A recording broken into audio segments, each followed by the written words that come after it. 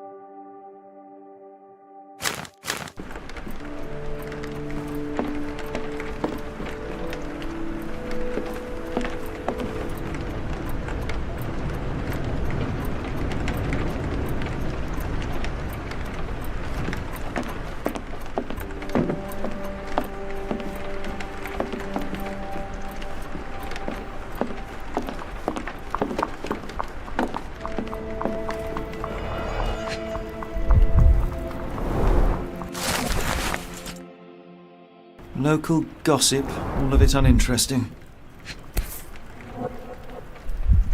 Your order from Barnes' bookshop has arrived, Doctor. Barnes insists on delivering the books to our door, even though we could easily walk to his shop. That's good service. Another letter from Werner. I never reply, but they keep coming.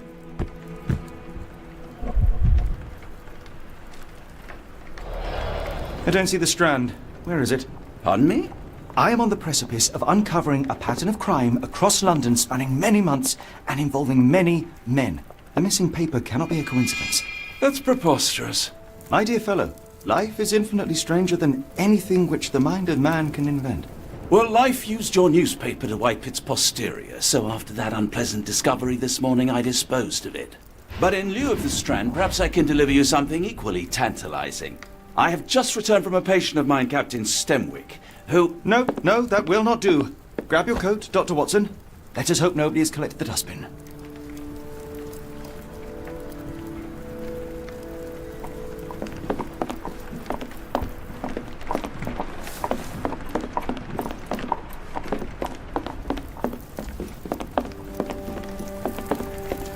The dustbin is yours for the digging, Mr. Holmes.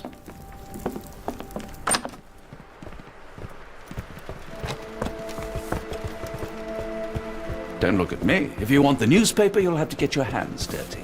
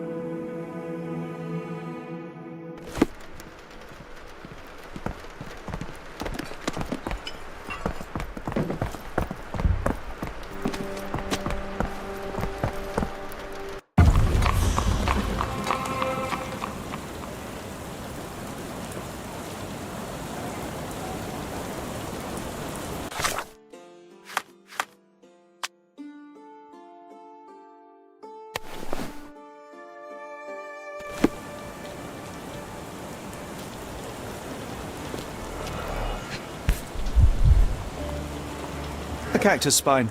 If it gets in your skin, it's awfully tricky to remove, and when laced with poison, the perfect assassination tool.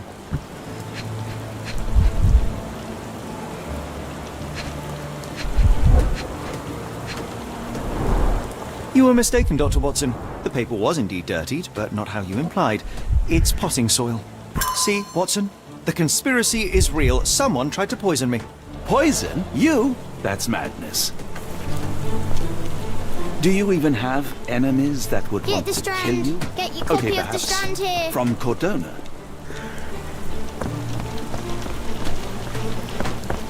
Sorry, Mr. Holmes. I just sold my last paper. Blast. Then why are you still here? Boss pays by the hour. No sense in returning early.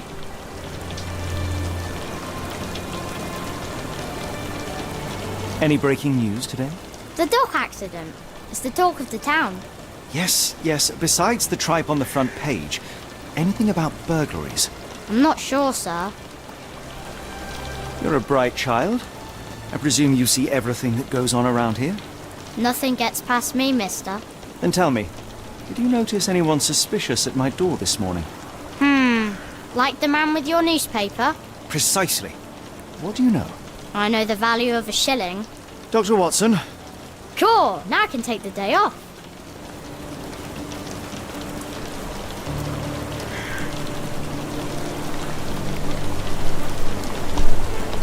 can you describe the man you saw? He was carrying a lot of books. Up to his chin they were. Never heard of a well-read assassin.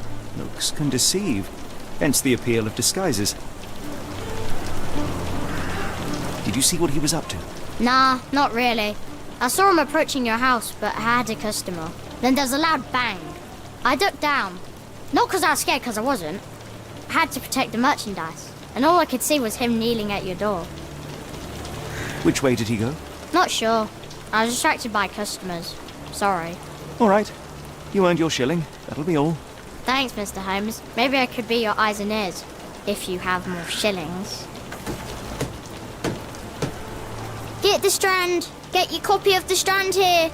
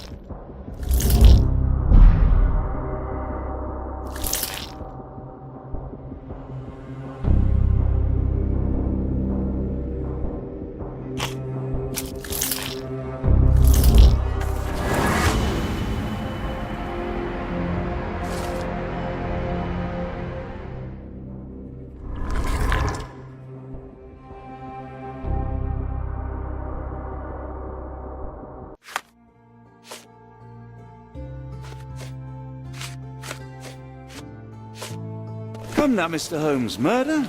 Yes, Barnes has his quirks, but he also has his scoop. Get the Strand. Get Not your every copy of the pawn Strand knows here. it's part of a game. How about that Vogel fellow? He seems rather obsessed with you. Would he do something like this? Get the Strand. Get your copy of the Strand here.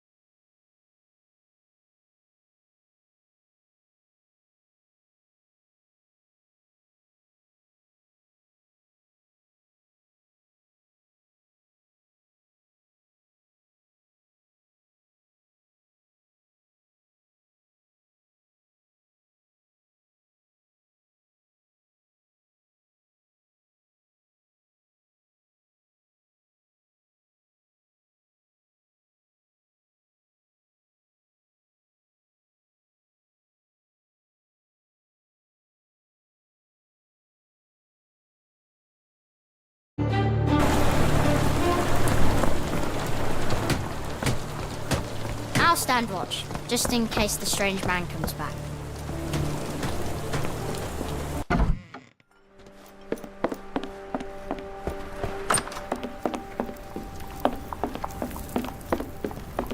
I'm close, I know it. I just need one more piece to crack the case. I'm close, I know it. Why go through all this scheming to murder you? A spine stuck to the newspaper is hardly lethal.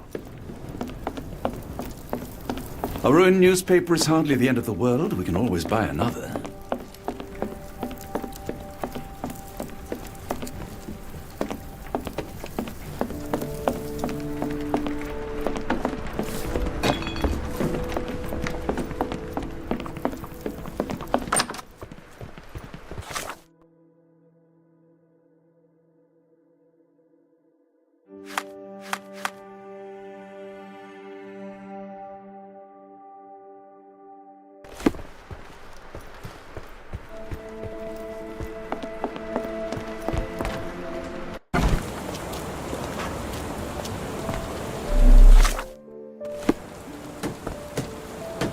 Get the Strand! Get your copy of the Strand here!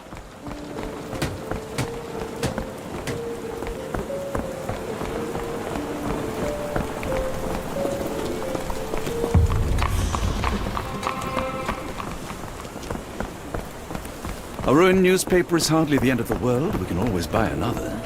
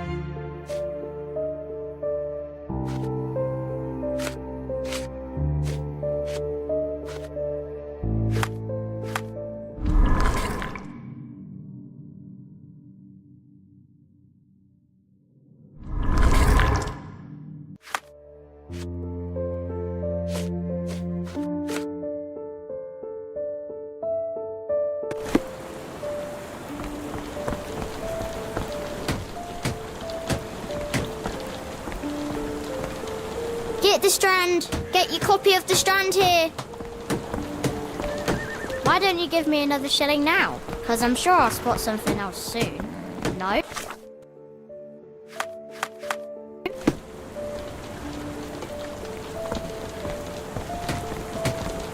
Get the Strand! Get your copy of the Strand here!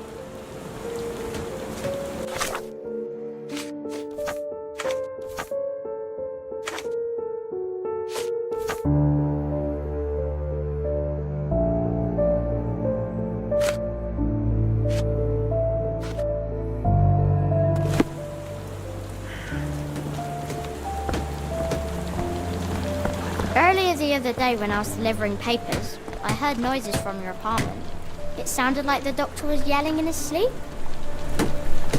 My boss pays by the hour. No sense in returning early.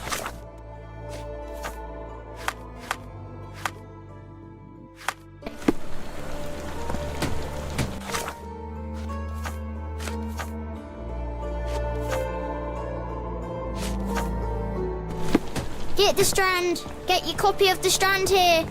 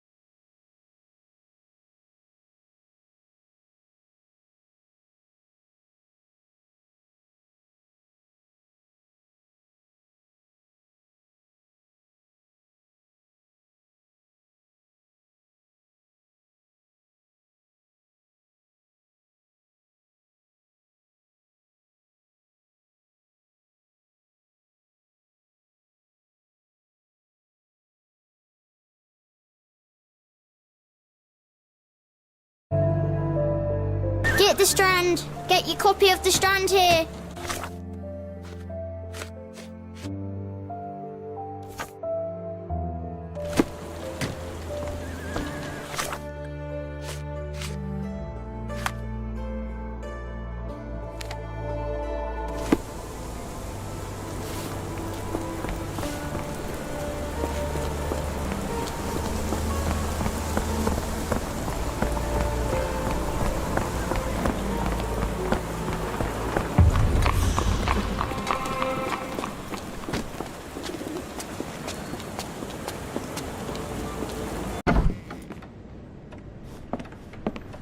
A ruined newspaper is hardly the end of the world. We can always buy another.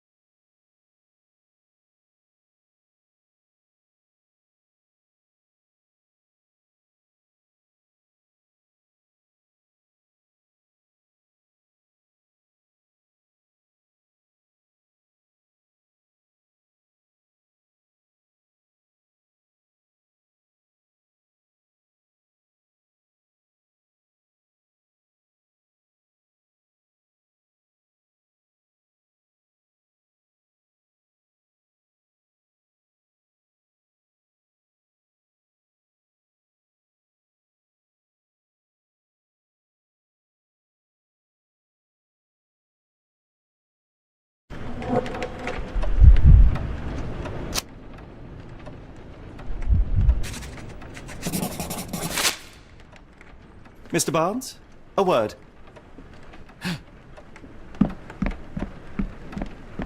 Oh, for goodness sake.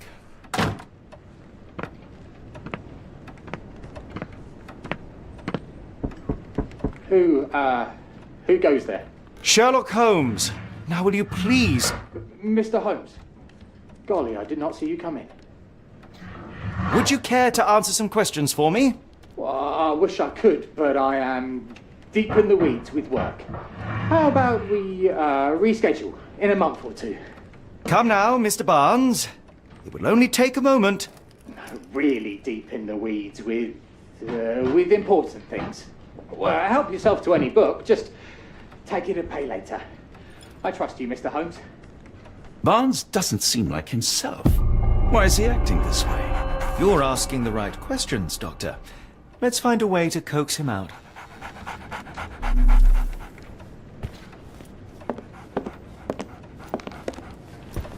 Barnes has always been a little odd, but this is uncharacteristic even for him. So, Barnes has a dog now. Who's a good boy?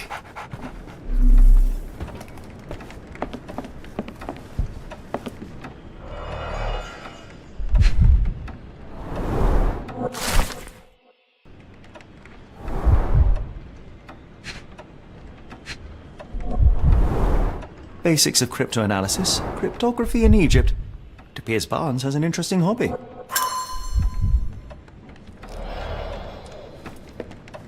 I could hardly imagine anything more macabre.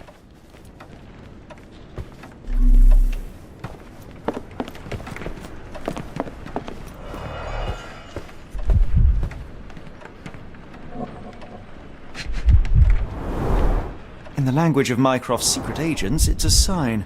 Dried flowers are replaced an improvised stand, but it does make the flowers more visible.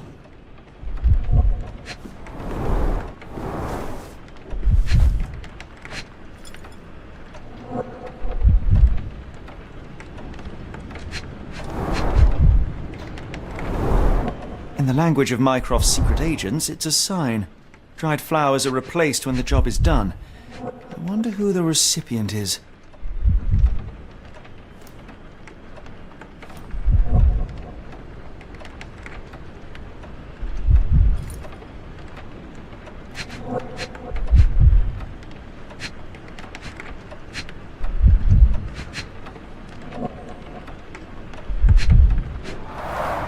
The finest view London has to offer.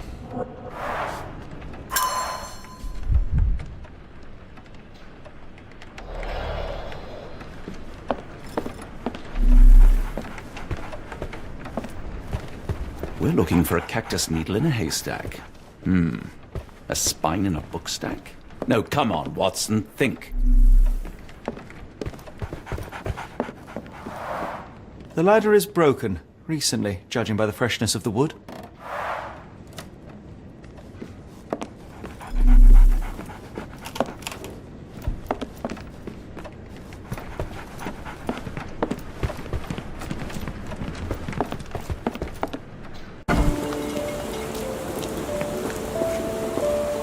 The weather is dreary, isn't it? To be fair, my flowers could use the rainfall.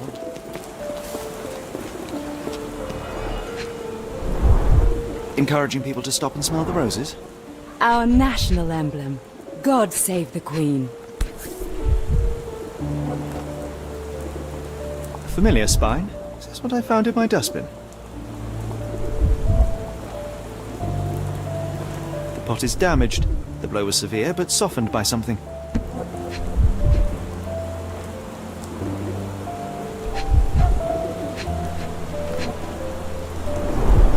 It must take patience and care to produce a bloom so beautiful. I imagine so. I merely sell them.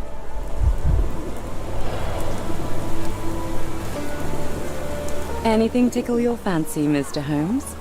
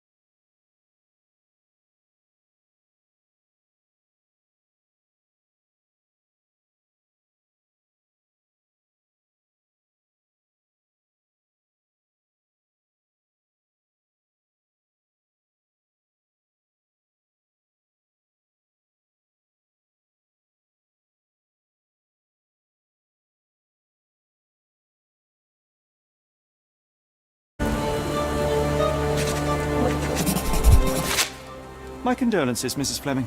Mr. Holmes? Your husband's death. You're clearly still in mourning. Oh, no. I loved him more than anything, of course, but that was some time ago now. Life goes on. A lesson we all learn, one way or another.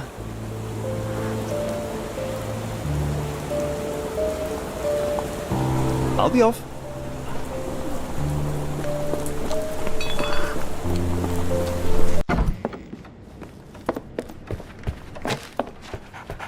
Apologies, but I can't hear you. Please come back later.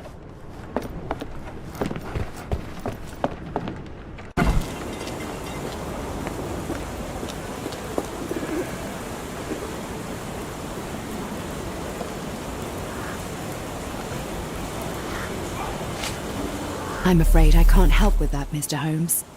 I'm afraid I can't help with that, Mr. Holmes. I'm afraid I can't help with that, Mr. Holmes. Are you sure you're asking the right person? I'm just a flower seller. I don't know anything about this, sorry. Are you familiar with Mr. Barnes? Yes. No, not really. Well, in a way. What on earth does that mean? I know who he is, of course. But we haven't shared much more than a look. A look? Yes. Each morning I go for a walk in the park with my dog, and most days I spot Mr. Barnes there with his new puppy. So we see each other. Actually, we once met briefly while our dogs played. He was quiet and seemed unsteady as he approached. But since then, we've never spoken. I often see him staring through the shop window. Sometimes I wonder what he thinks about that would etch such longing onto his face. Are you sure you're asking the right person? I'm just a flower seller. I'm afraid I can't help with that, Mr. Holmes. What do you make of the flowers in Barnes' shop window? Well, they could use a bit of water. Do they mean anything to you? Mean anything how? I'm not sure I follow, Mr. Holmes. Why do you think they're there? Are you suggesting the flowers are for me? It seems likely, does it not? Oh, I hope you're right. I don't know anything about this, sorry. One of these things is not like the other. Come again? The cactus. Those fearsome spines can prove a devil to remove, and the sap is often toxic. And a rose thorn can give you tetanus, but we still grow them. The cactus seems comparatively harmless, though you have me thinking it must be valuable. I was under the impression that you knew its price already. Your guess is as good as mine. The first time I saw this cactus was when I came back from my break. I should have worn something warmer.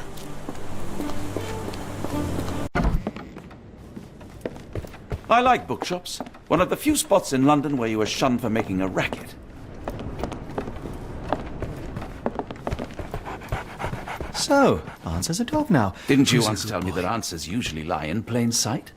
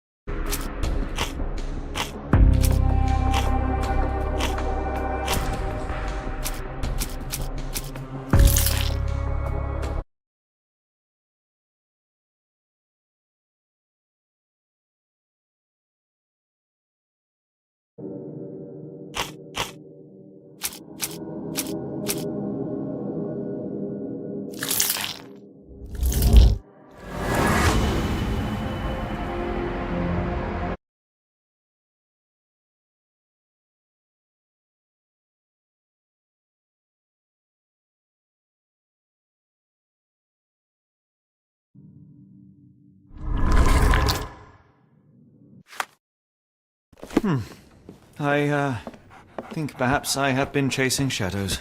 Do not despair, Mr. Holmes. Even the best of us make mistakes. We better tell Mr. Barnes what we've learned. Mr. Barnes, I know what you did, and I know why you did it. I'm sorry, Mr. Holmes. I can't hear you very well from behind the door. You ordered a cactus from the plant catalogue and then left it for Mrs. Fleming as a gift. You place flowers in the window to get her attention and wear high heels to appear taller and more desirable. You are her secret admirer. I couldn't read this morning's edition of The Strand because it was covered in soil and spines. I know you dropped a cactus on it and then fled. Barnes, it's Dr. Watson. Rest assured we are not interested in disclosing your personal affairs to anyone, including Mrs. Fleming. Please come out. All right, then.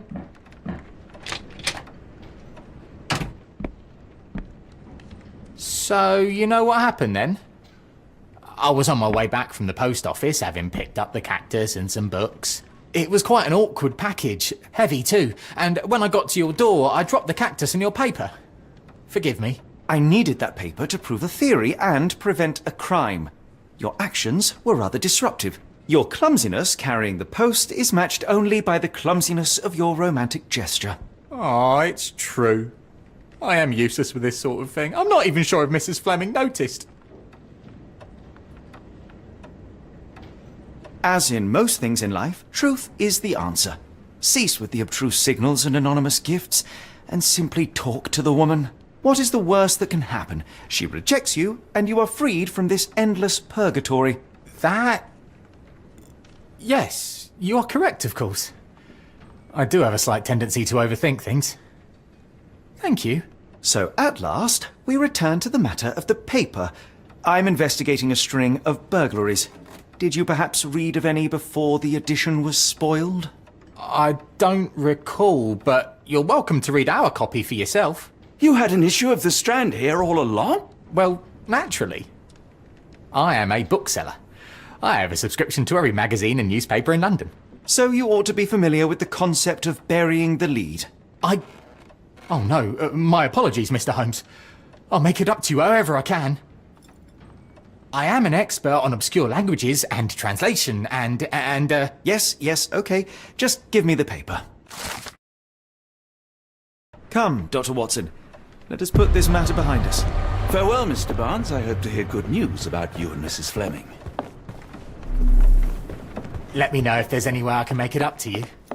Tell you what, tomorrow's edition of The Strand is on me.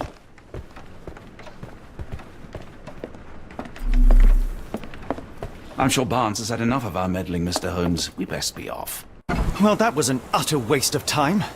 An assassination did seem rather unlikely. There was supposed to be another burglary. I was certain of it. Something you wish to say, Doctor? No. Well, only that you have a remarkable faculty for deduction and pattern recognition. And that perhaps, if ill-applied...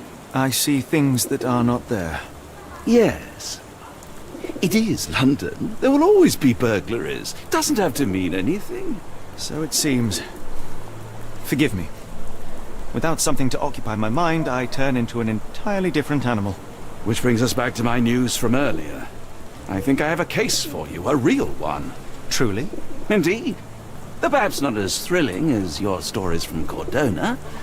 A patient of mine, Captain Stenwick, told me that his servant disappeared. I said I knew just the man to help.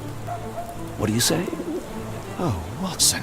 Yes, I know it's not the most tantalizing mystery, nor the story to launch my writing career.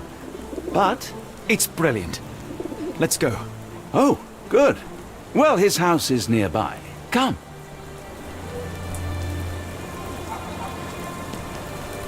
Stenwick is just down the street from Barnes's bookshop.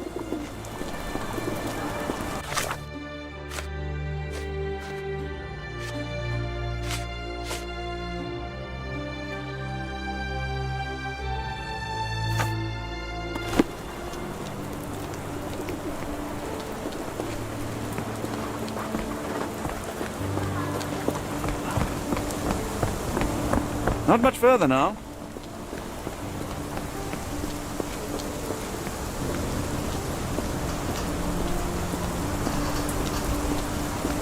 Is this lousy attitude of yours because of my altercation with Inspector Lockhart?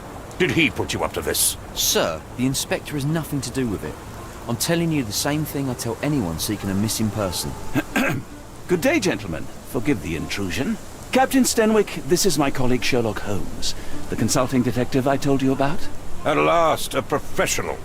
This useless officer refuses to do anything about Kimmy here, my missing servant. What was your name again? I shall be certain to inform your superiors. Sergeant Ruffles. And it's my superiors who made this decision, sir.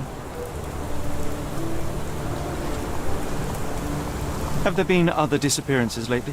Of course, here and there. But when life is tough and opportunity comes knocking, you can't blame those who answer. Why has the police department decided not to help? We investigate murders, thefts, fraud, arson, real crimes. A servant walking away from his master is not our highest priority. That said, if we find Kimahia breaking the law, we'll be sure to notify Captain Stenwick. Now, I must be off. Best of luck in your search. You heard that, didn't you?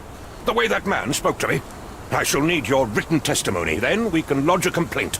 Captain, perhaps Mr. Holmes' time is better spent learning about your servant, so that he may begin his investigation. Ah, yes. Quite right. Fire away. When did you last see your servant? Kimmy here normally brings me the morning papers, but yesterday I had to get them myself. He must have escaped the night before yesterday. Tell me about Kimahia. He's foreign, a Maori, all the way from New Zealand. Biggest man you've ever seen, and as strong as two. Dark hair and fearsome tattoos. He doesn't speak a whit of English, never bothered to learn. But I made do with pointing. I invested a lot of money in him, so he must be found. May I see your servant's bedroom? His shack is in the garden. You can't miss it. Did you search the room? Of course, but only to check he wasn't lying dead inside. Everything seemed normal at a glance. Is there any reason Kimahia may have left? I should think not. He had all he could have wanted. Gainful employment, new clothes, and all the cabbage he could eat. I take it this is the first time Kimahia has vanished? Undoubtedly. The man seemed terrified of the city. I think it was all the noise. He never left this estate. Should he cause any damage, I will bear the responsibility, for it was I who rescued him from savagery and brought him here to England in the first place. Did Kimahia make off with anything of value? Heavens, no. I would have mentioned it to Sergeant Ruffles. Still, he must have fled with some money on his person. No. I kept his wages in my safe. For security. All right, Captain. I think I have enough to get started. We shall first take a look around the mansion. Go ahead. I'll be here, mentally drafting my complaint.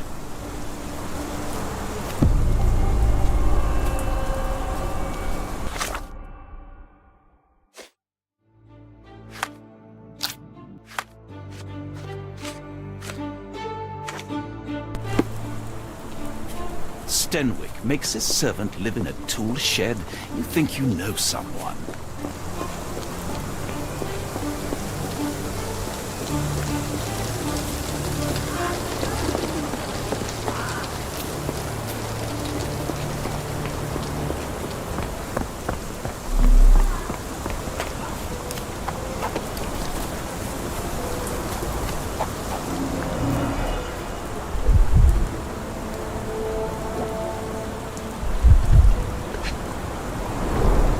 Chewing tobacco.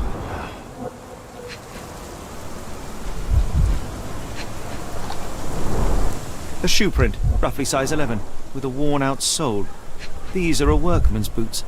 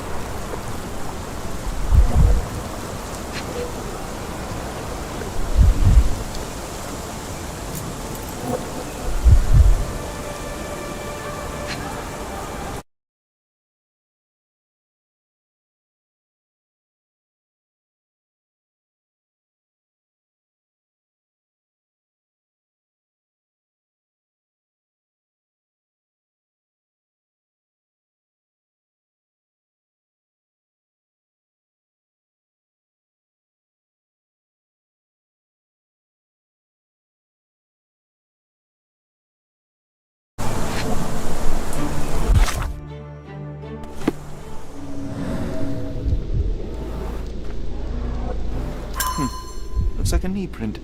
Someone knelt here. The amount of chewing tobacco suggests they were waiting a while. Amazing, Mr. Holmes. To read the ground like an open book.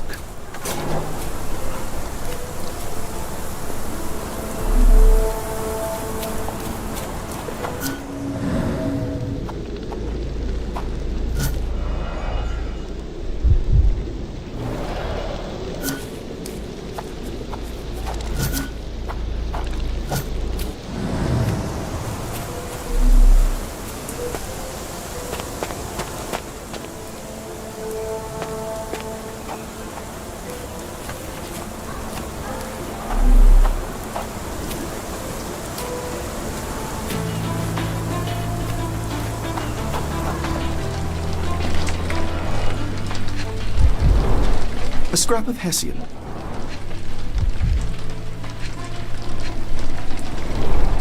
These were sturdy boxes. It would have required a serious blow to break them.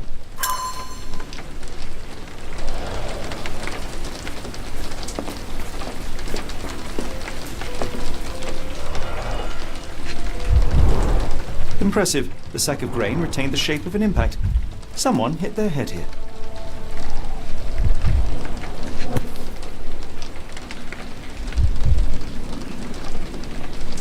A small navy spyglass.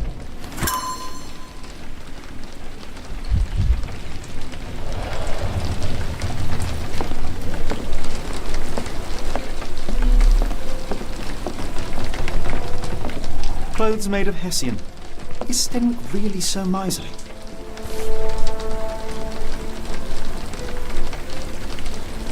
A Maori nose flute. Ngurus, they're called.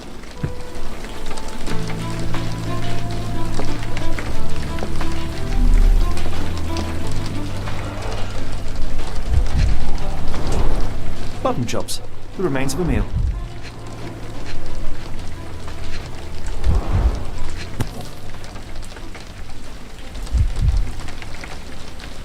A heavy chemical odour. Lend me your nose, Doctor. Ah, I'll never forget that smell after my time in The ashes are long Afghanistan. since cold. That's an opioid, Mr. Holmes, a narcotic.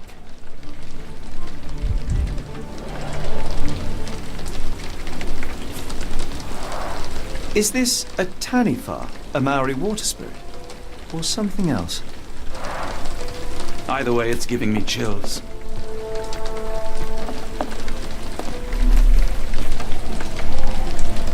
No air coming through it.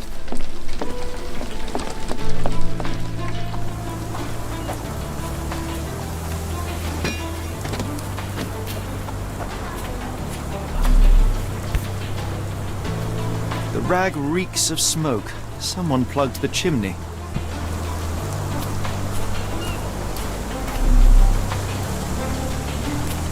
Do you think Kimmy here had an accomplice in his escape?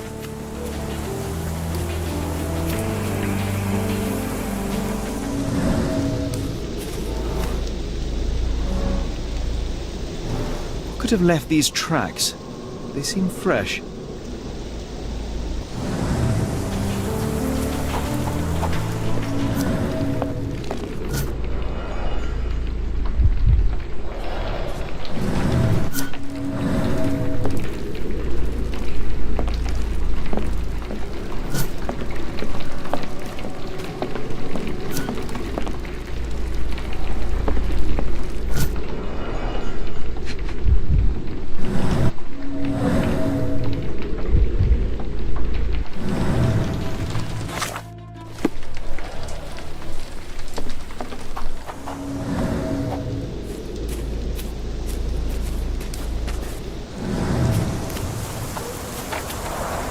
This lock is quite unusual. It appears that the key should be bent to the right.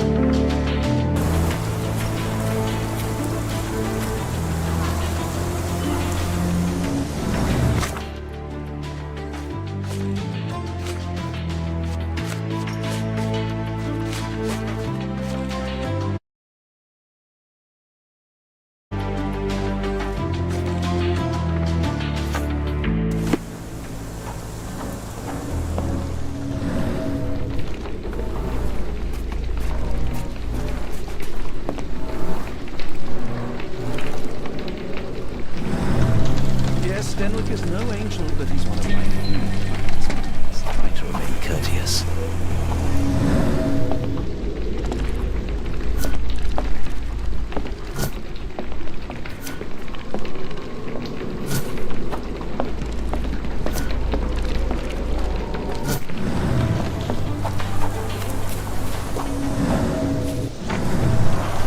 This lock is quite unusual.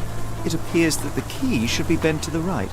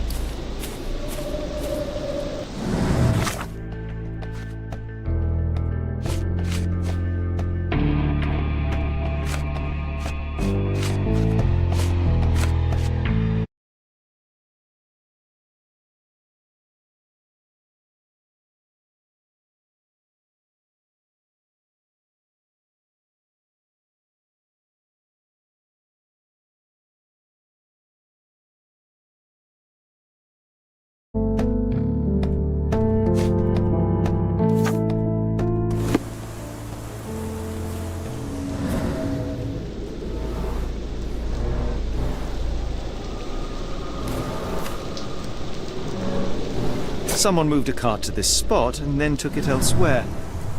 Can't see it anywhere in the garden.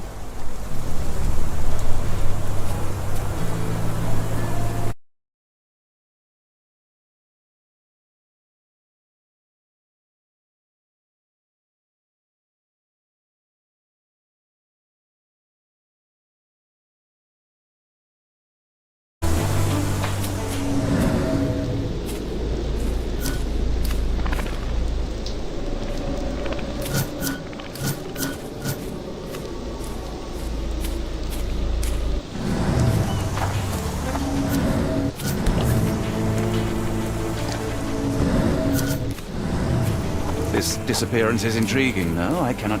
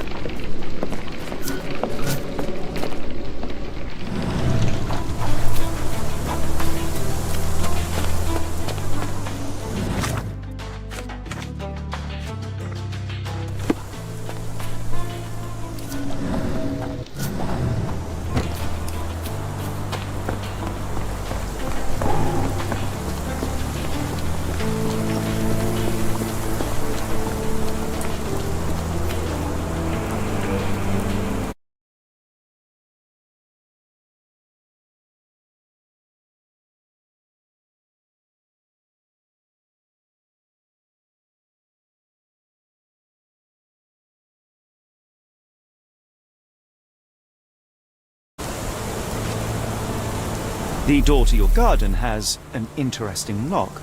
Yes, I have uncommon locks on every door of my mansion. It makes them harder to pick. Kimmy here and I both had a set of keys. I'll need to borrow them. No, you'll need to do what I tell you to do. Examine the garden.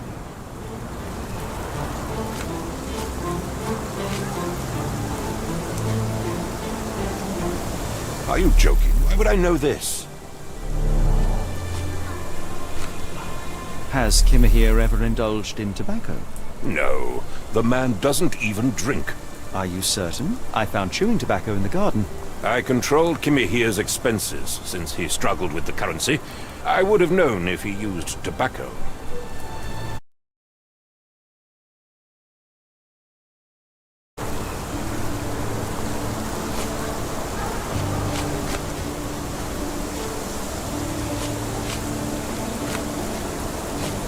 Is this spyglass familiar? I don't recognize it. Could it be Kimahir's, perhaps? I doubt it. I never saw him with it, nor could I suggest how he might have come by it. Do you happen to know Kimahir's shoe size? I wouldn't have the foggiest. But I'm sure it was enormous. Not that it matters. He spent his life barefoot. Despite my best efforts, he simply did not take to shoes.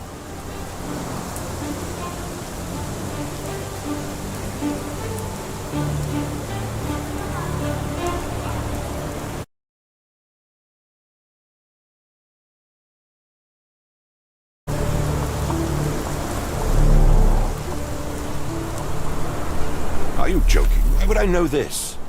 Are you joking? Why would I know this? Are you joking? Why would I know this? I came across a pile of Hessian clothes in the shack. Are they Kimahir's? Yes. I had to give him something to clothe himself. He seemed unfazed by his bare skin, but I found it distracting.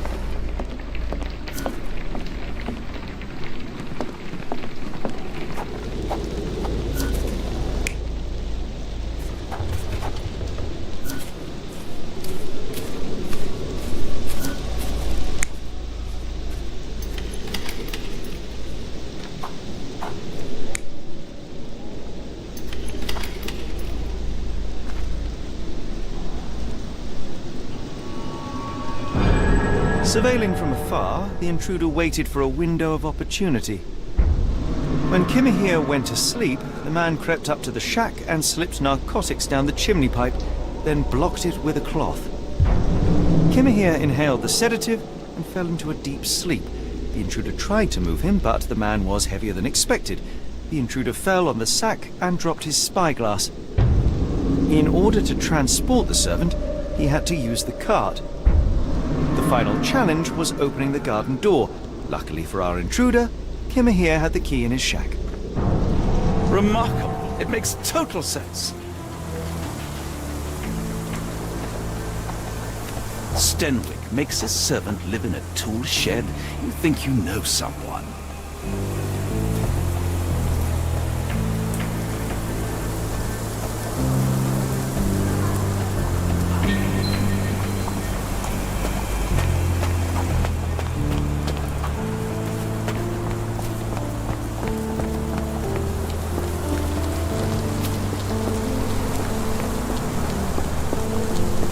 You'd best have found something by now, gentlemen.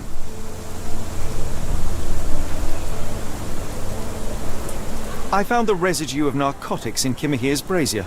There are several explanations, perhaps your servant's recreational interest, or an attempt at poisoning. Cut to the chase, Mr. Holmes. I fear that someone may have spied upon Kimahir. Likely the owner of the spyglass I found earlier. It appears they were watching for some time, as there was an impressive amount of chewing tobacco on the ground. And your point? You said that you checked the shack earlier. Did you notice the cart tracks near it? Now, one ought to expect a servant to make regular use of such a thing. Indeed, I would have overlooked the detail were it not for the cart's absence. If, as you say, Kimahir never leaves your estate, then where did it go? I expect answers from you, Mr. Holmes, not questions. I won't keep you in suspense any longer, Captain. Kimahir was abducted by the owner of the spyglass. When your servant fell asleep, he slipped a narcotic into Kimahir's brazier to make him sleep even more soundly. In order to carry a man as large as Kimahir, the intruder stole the cart and rolled him right out of your garden. Now, hold on. All this simply to tell me what I already know? Why haven't you found him yet? I only arrived a moment ago. It is, frankly, incredible that I have already deduced so much. Every second you dawdle here, waiting for me to stroke your ego, is another second wasted. I'm not interested in the how, the why, or the who. I am only interested in recovering my investment. Spare me the claptrap, boy, and go and fetch my servant.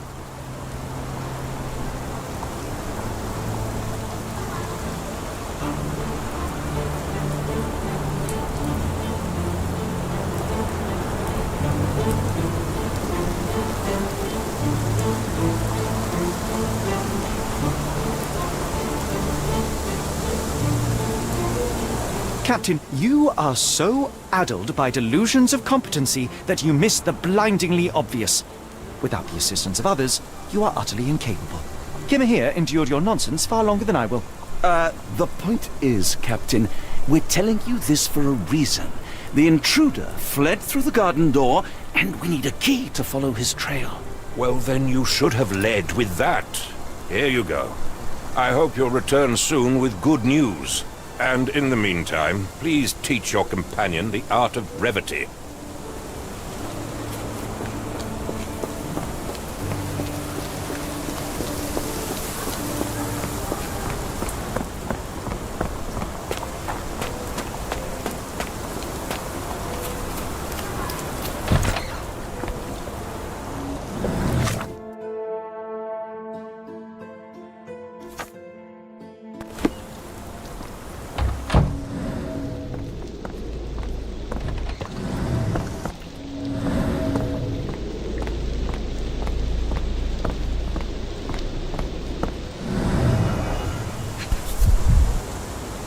A strange substance.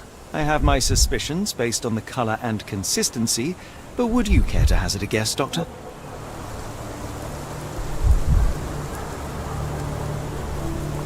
Roy Soulsby.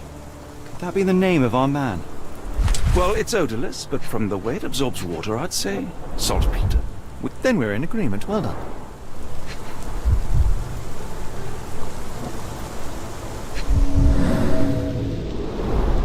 Sturdy rope, professionally tied in a Portuguese bowline. This knot is often used by sailors to create a bosun's chair.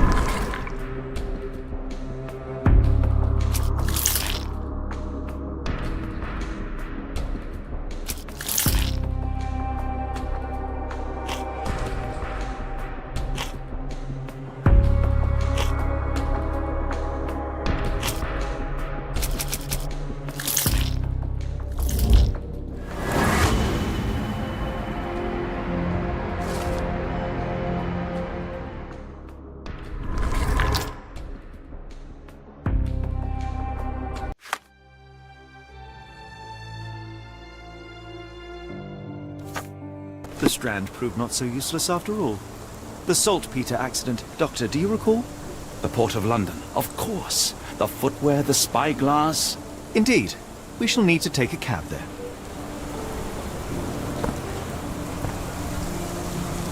Let's just go. Stenwick wanted results, not pleasantries.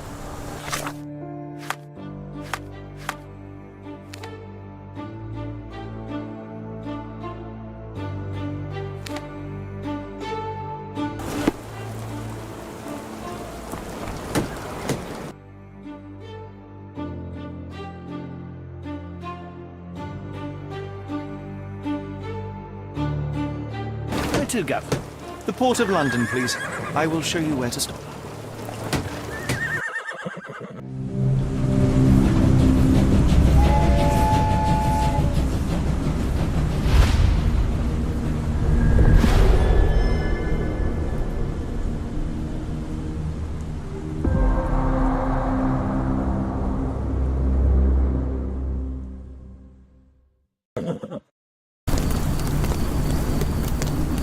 Mr. Holmes, what a compelling mystery we have stumbled upon. Perhaps I have the premise of my next novel. One kidnapping does not a story make. Stop! A black cat crossed before us. It's a bad omen. I do not take you for the superstitious type, Doctor. Such things are mere fantasies, tricks of a feeble mind. One imagines a physician would keep a surer footing in reality. Perhaps. Before the war, my time abroad was difficult. Once, I came across an Afghan, bleeding, who I could not save. He pressed a rosary into my hand. A gift, he said, so as to gain God's favor. After that... Dr. Watson? Yes, well, I shan't get into details, but sometime later I found myself lost in the desert. Dehydration set in, and things grew ever more dire. The man's words came to me. I said a prayer and placed the rosary on a rock. A gift to gain God's favor. And you were rescued. Yes. A detachment of British soldiers found me. To whom I'm grateful. Without their diligence, you would not be standing here and I would not have this case.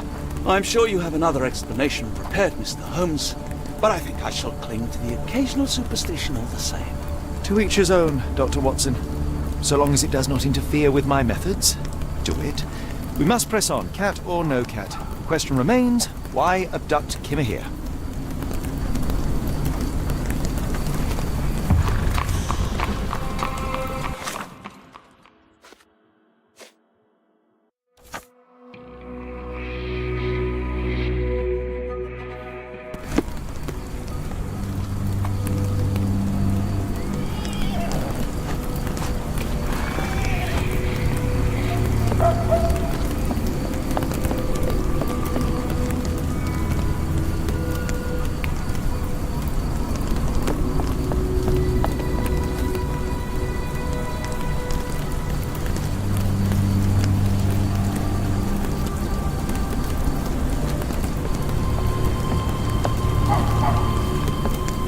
Can I ask you a question? Oh, you're fortunate. I will help you.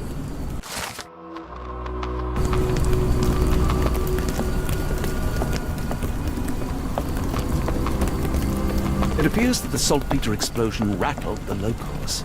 Can't blame them for staying at home.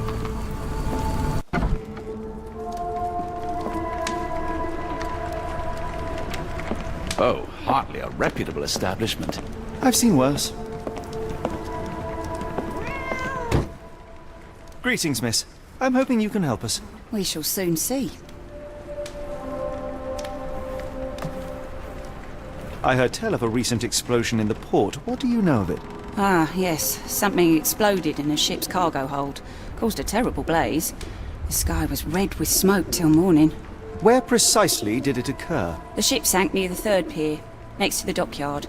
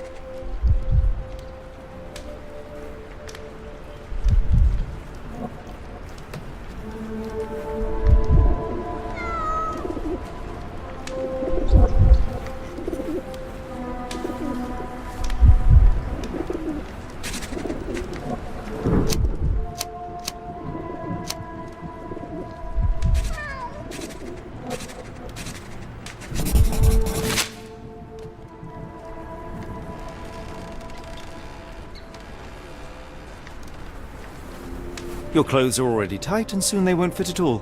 How far along you? I thought I'd hidden it better. How did you know? Are you a doctor? In a manner of speaking. He's not. He merely has the ego of one. I apologize, miss. Mr. Holmes is fond of his observations, but I am the doctor here, not him. Do you need any help? I'm fine, thank you. I would rather not discuss my condition, nor let word of it spread. My colleague and I are seeking a burly man, above average height, with workman's boots. Half my customers, then. Your description hardly narrows things down. Are you familiar with a Roy Soulsby? Roy Soulsby? I know the name, but he's not one of my regulars. My guess is that he works somewhere around here. What can I get you?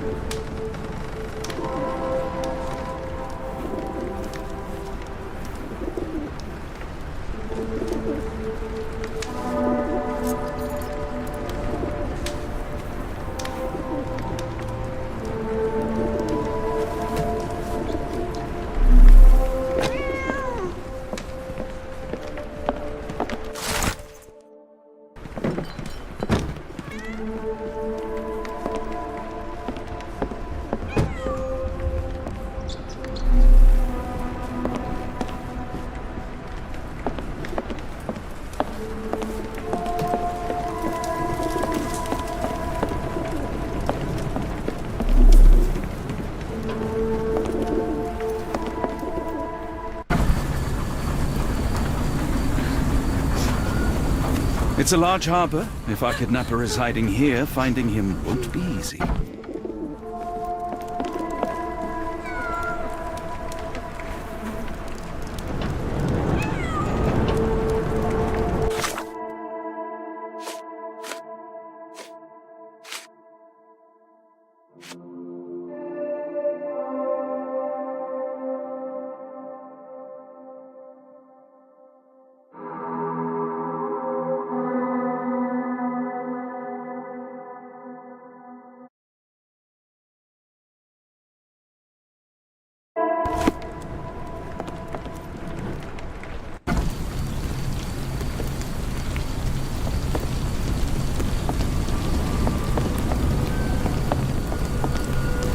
May I ask for your assistance? Sorry, sir, I can't help you.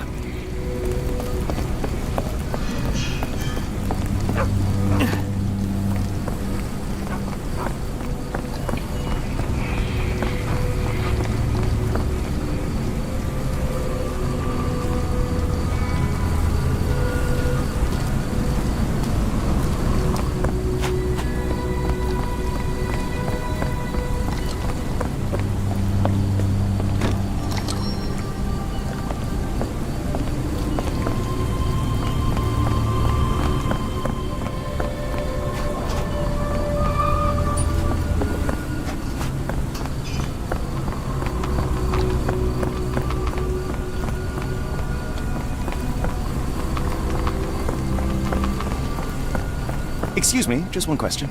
I can't tell you because I don't know.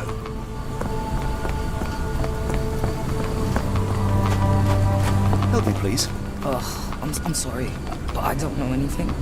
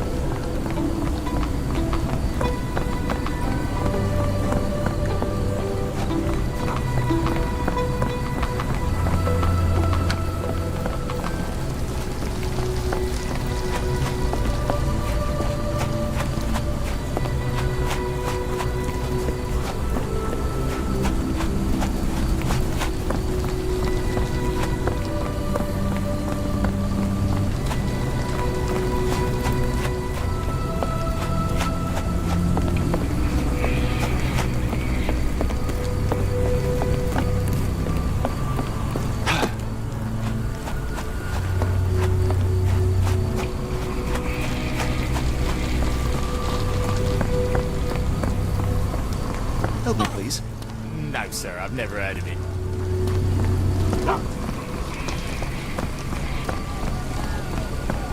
Is there a doctor? Man is very sick here.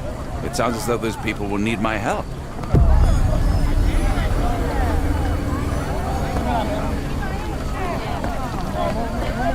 Hello, this is Dr. Watson. We'll take a look at your friend. Do you know anything about this? I can't tell you because I don't know.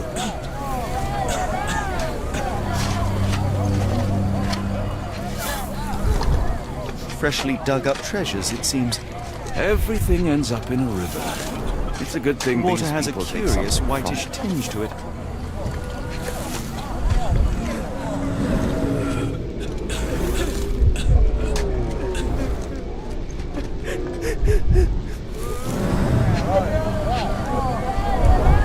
The subject is hyperventilating.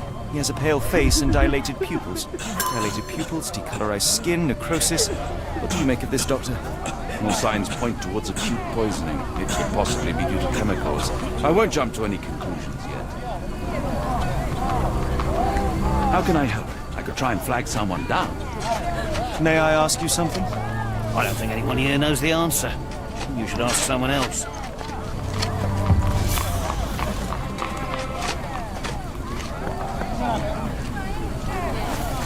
The coffin won't go away and the doctor's too pricey. Can I ask you a question? I can't help you with this. The coffin won't go away and the doctor's too pricey.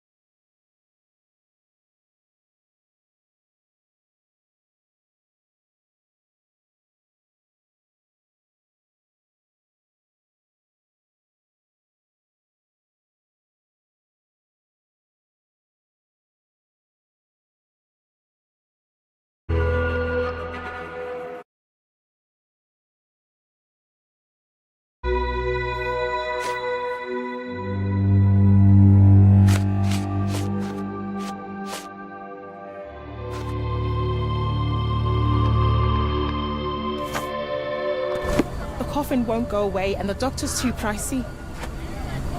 Yes, Can I ask you a question? sorry, sir, I can't help you. If we stay out much longer, I'm going to need some supper. Do you feel like a meat pie?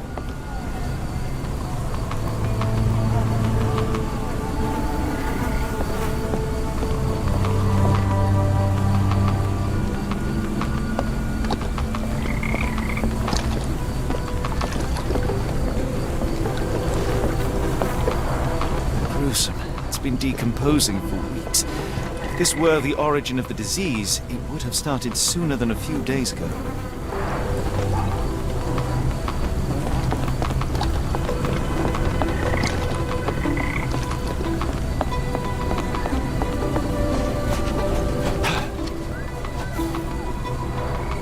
Pile of rotten food. It carries danger, but not of the kind that we witnessed. The waterway goes under the buildings. We need to find other open sections in order to continue our search. Almost no fish the last couple of days.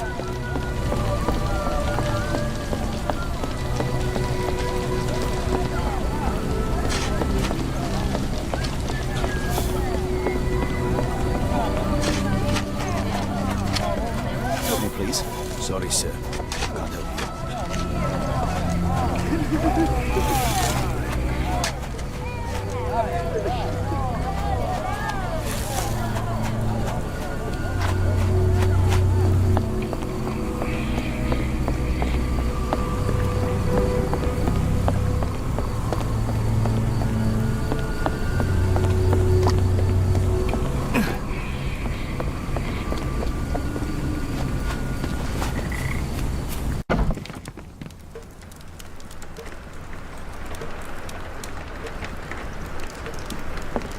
Hello, lad.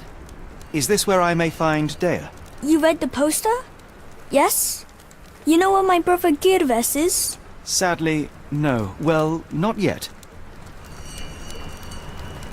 Where did you last see Girves? He worked at a, warehouse. This man, Roy Solby, gave him the job. He paid him a necklace.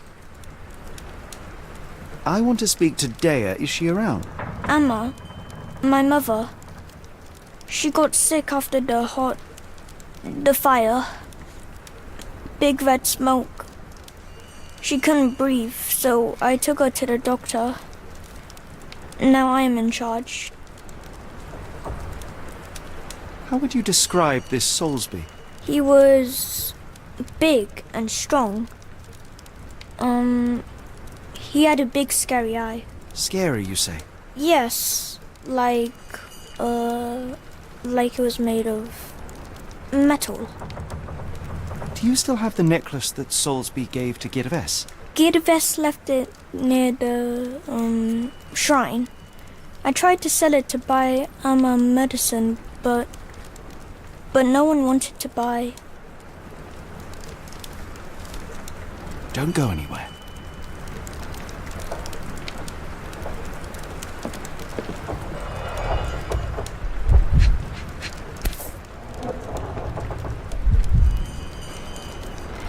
This cheap pendant looks like silver, but it's only made of tin.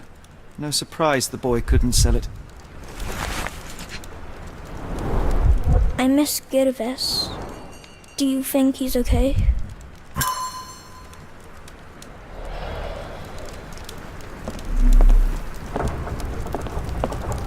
I should have helped Amma put out the posters. If she hadn't been in the smoke so long, maybe she wouldn't be sick.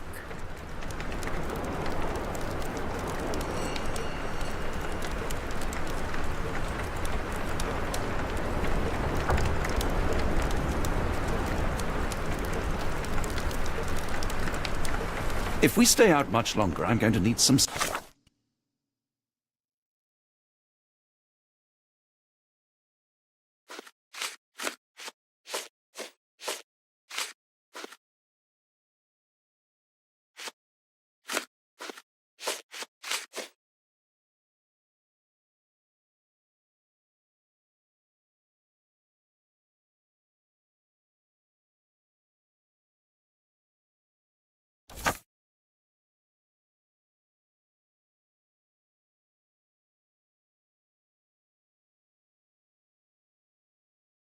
supper. Do you feel like a meat pie?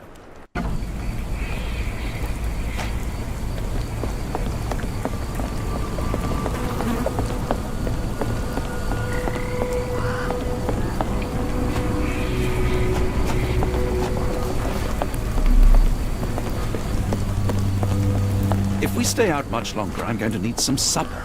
Do you feel like a meat pie? The coffin won't go away. Do you and the know doctor's anything too about pricey. this? I don't think anyone here knows the answer. You should ask someone else.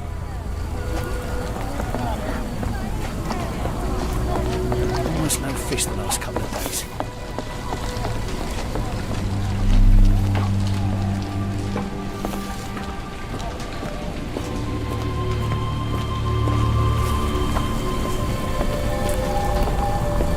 Help me, please. As much as I'd like to help you, I know nothing about this.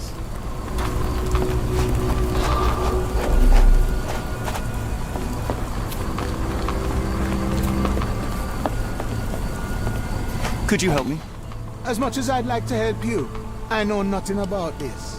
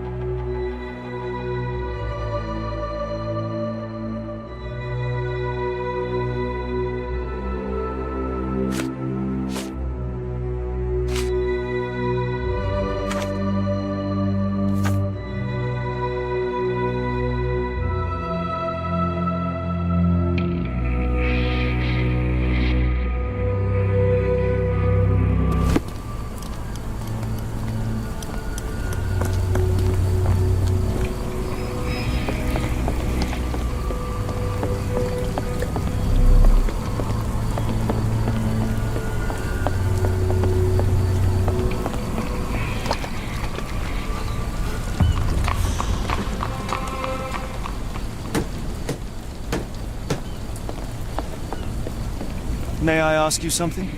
I think I can help you.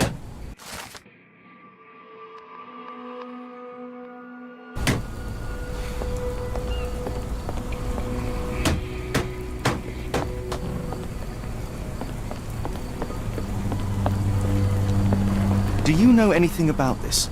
Oh, I'm sorry, but I don't know anything. Ma Dalton swears she saw ghosts in Warehouse 2. The coppers even went over there. Must be serious. Could you help me? I can't help you with this.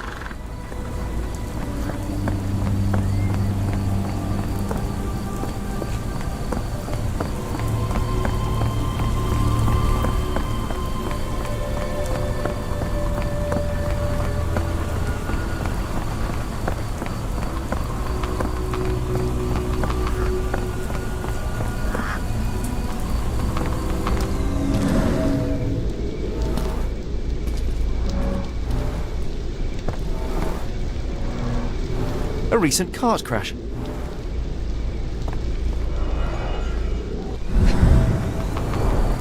Phenol, a dangerous substance often used as a sanitizer, coming from Spade Chemicals.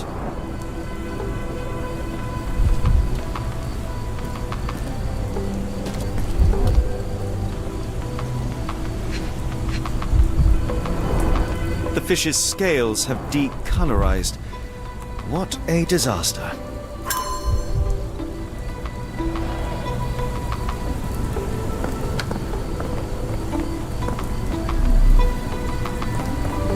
Is this familiar to you?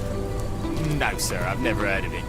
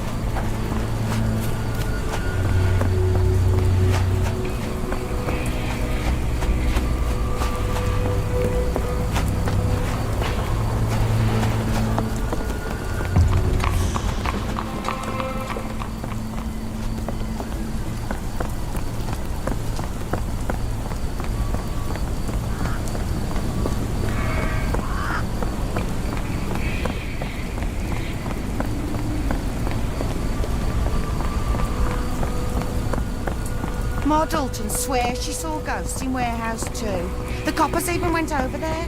Must be serious.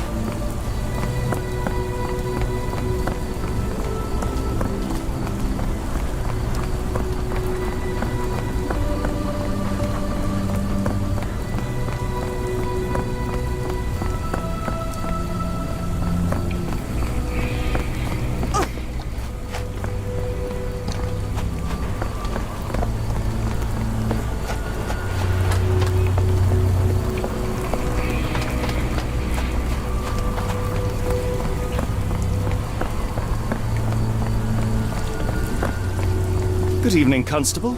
I heard some people talking of ghosts in this warehouse. Gossips, all of them. An old lady neighbour saw some lights and ghostly shapes in the middle of the night. She heard music too. Turns out this was the warehouse of Grandpa Kujak. He owned a business with theatre props for scary shows. I went in and... well, it is a bit creepy.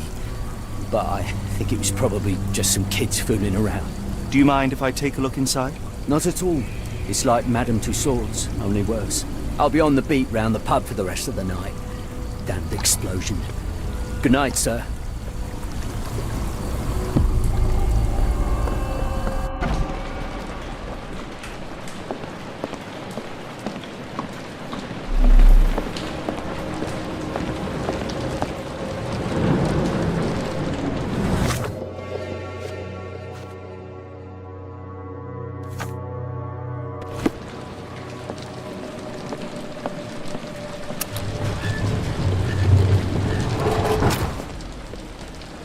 An effective contraption. It still works.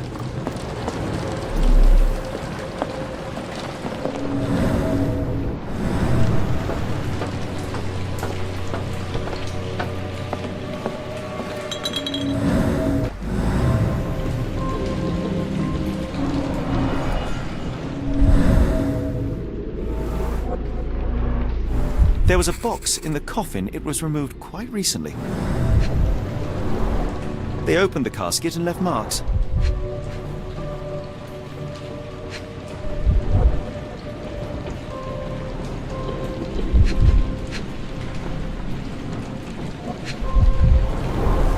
A herbal odor with an acylic base. Liquor?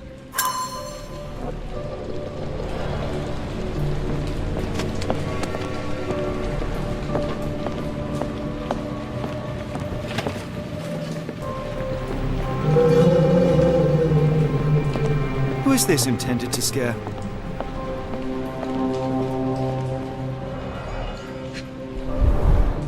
Phosphorus, used recently. Where is this going?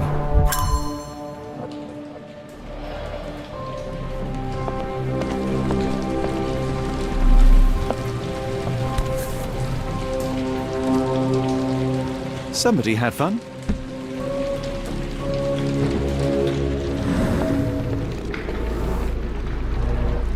Several crates are missing.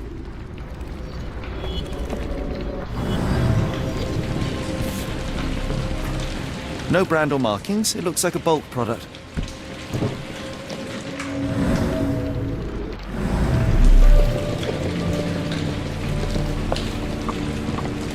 A small cart left those tracks. Inspired by the legend of Sleepy Hollow. That's most likely the ghost the old lady saw through the window.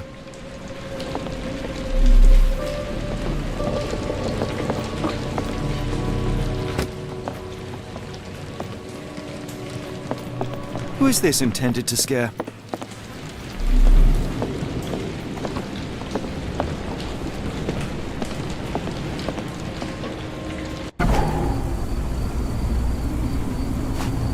If we stay out much longer, I'm going to need some supper. Do you feel like a meat pie?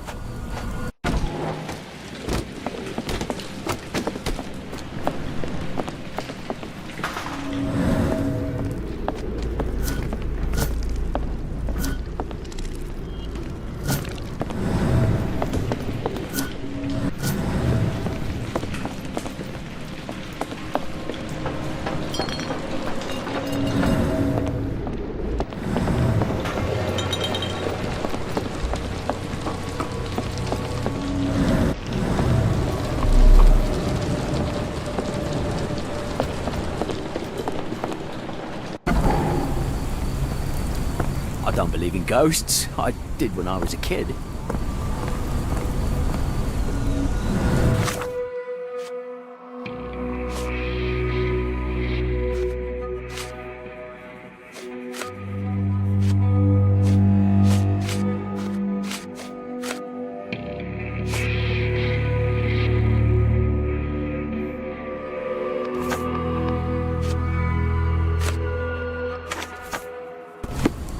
My older brother used to creep outside and whisper at me through the window. Papul, Papul, this is Grandma.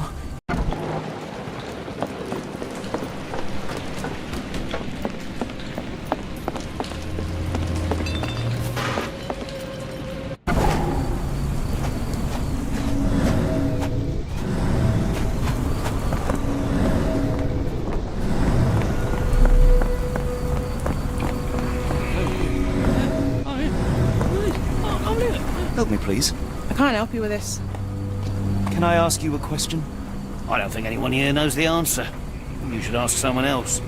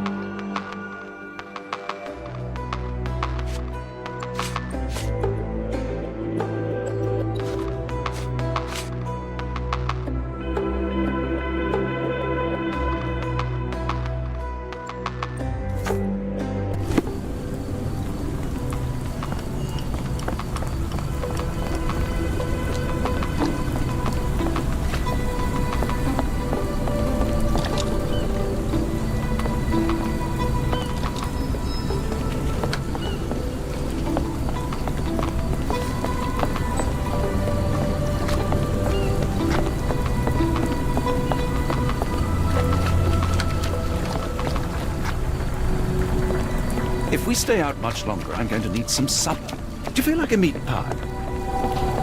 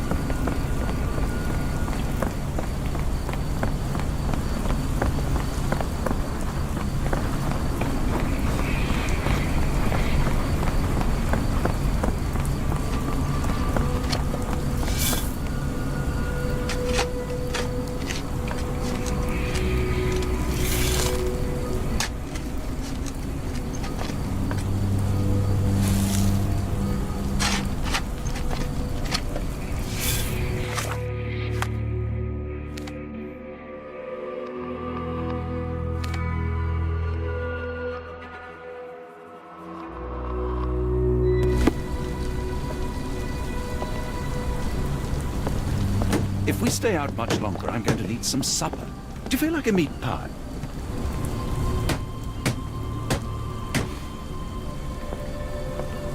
Help me, please. Sorry, sir, I can't help you.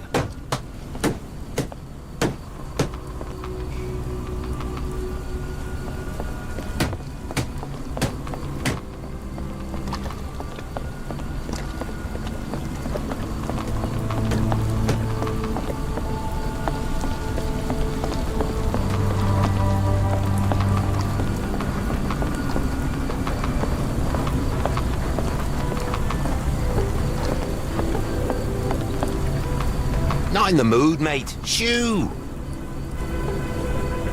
Pardon me, sir. I am looking for Roy... Not again.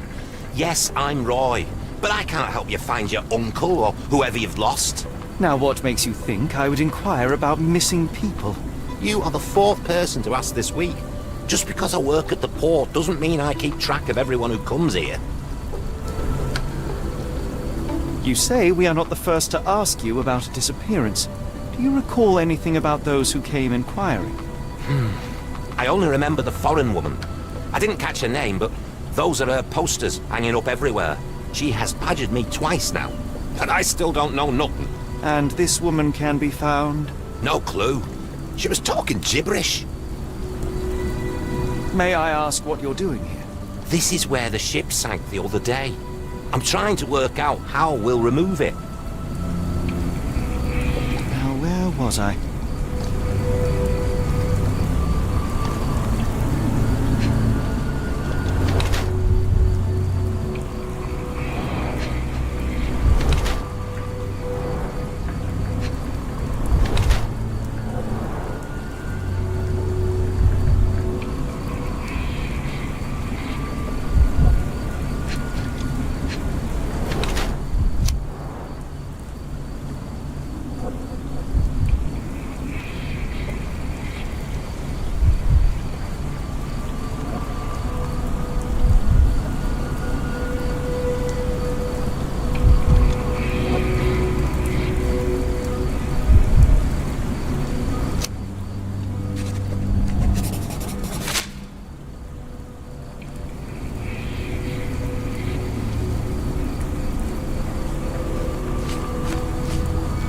Have you seen this before?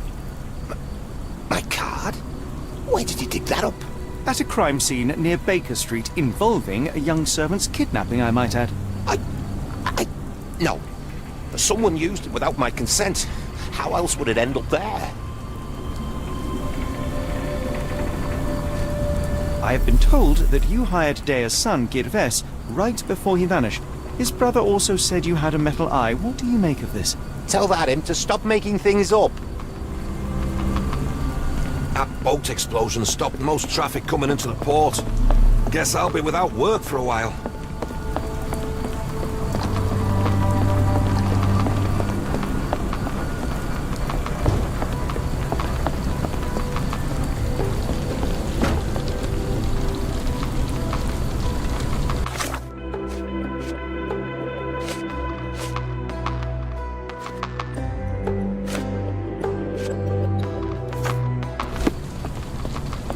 May I ask for your assistance?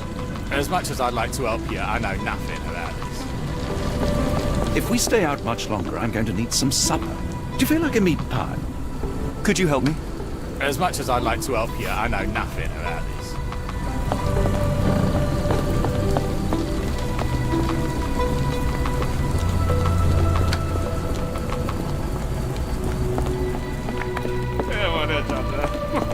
Can I ask you a question? I don't think anyone here knows the answer. You should ask someone else.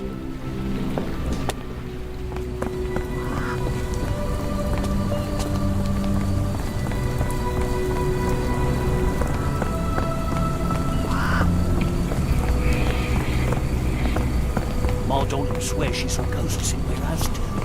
The coppers even went over.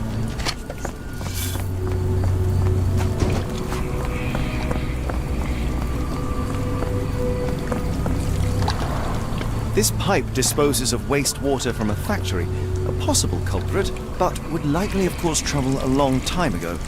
Moving on.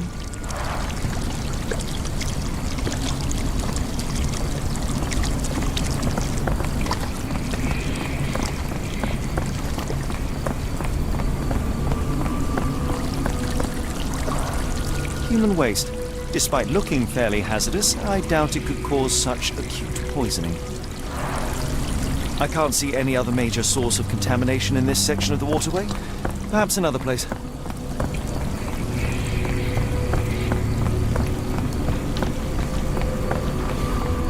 Barrels of phenol from your company ended up in the canal. It has poisoned people. You will need to clean it up properly. Otherwise, we will inform the authorities. What the? We will call the cleaning brigade immediately. I hope this can stay between us.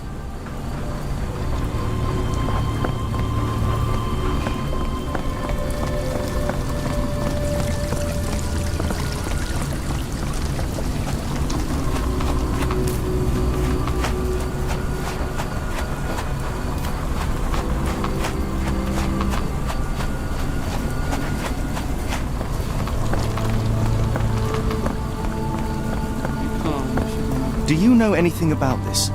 Sorry, sir, I can't help you.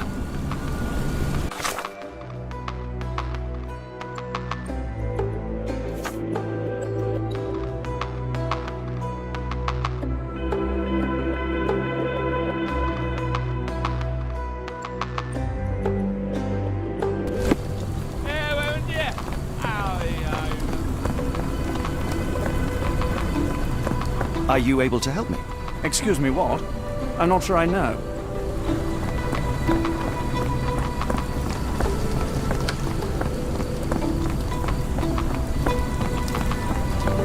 He became a gravedigger, so I don't believe in ghosts. I don't like them.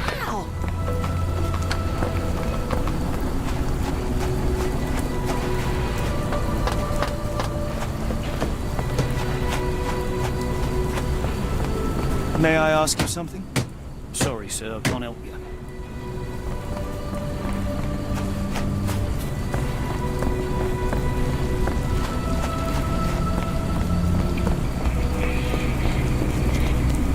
Is this familiar to you?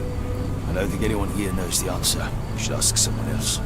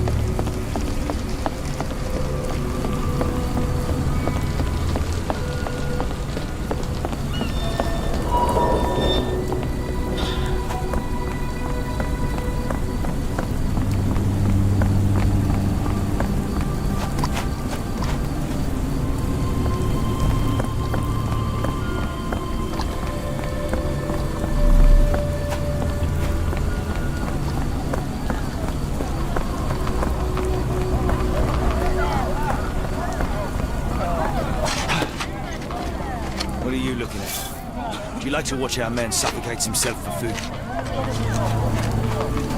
Gentlemen, the doctor here and I have found the source of the contamination.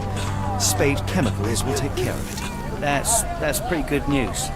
But how long will it take? And what about our friend? Will someone pay for his treatment?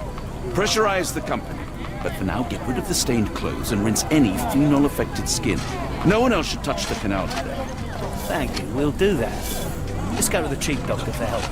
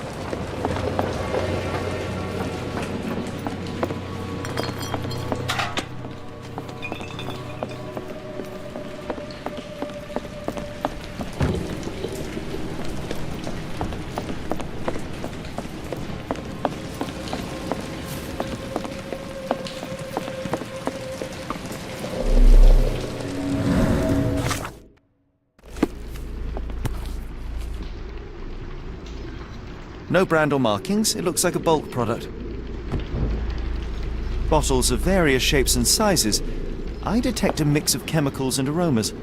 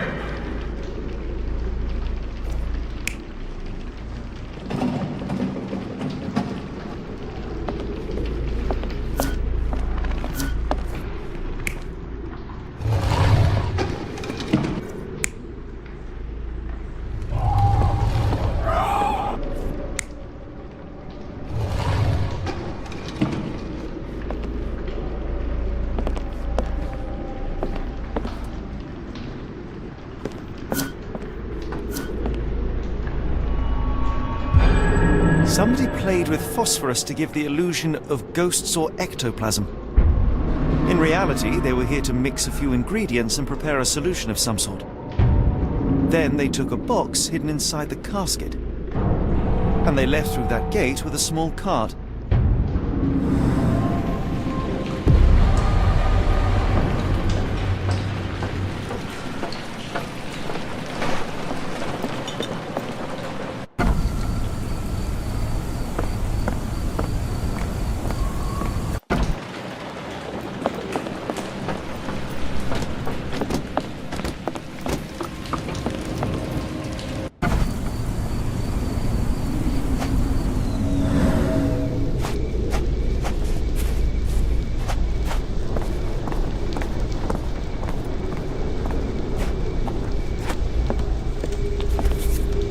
Dr. Tippett's electric pectobrain.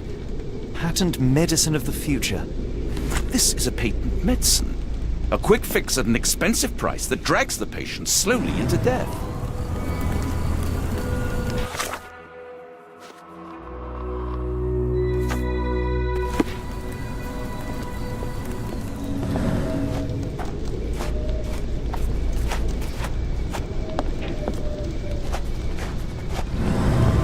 Help me, please. I think I can help you.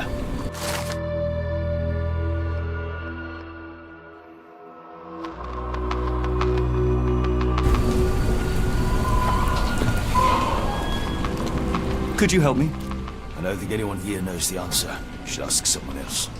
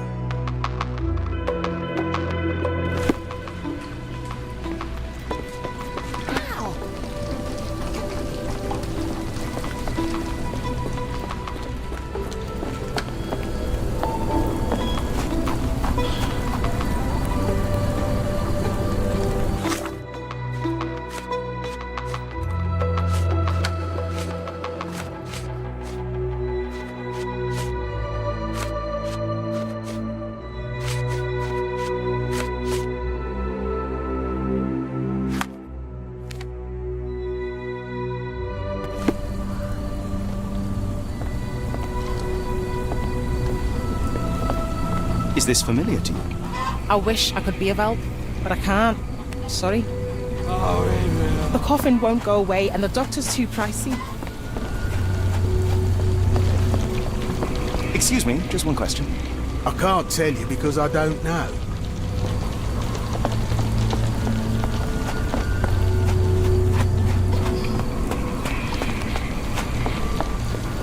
Where are we? The field hospital?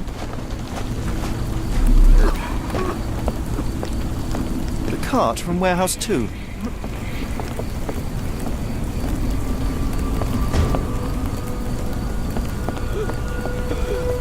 I can hear the patient suffers with their lungs. The patient has a high temperature and is short of breath.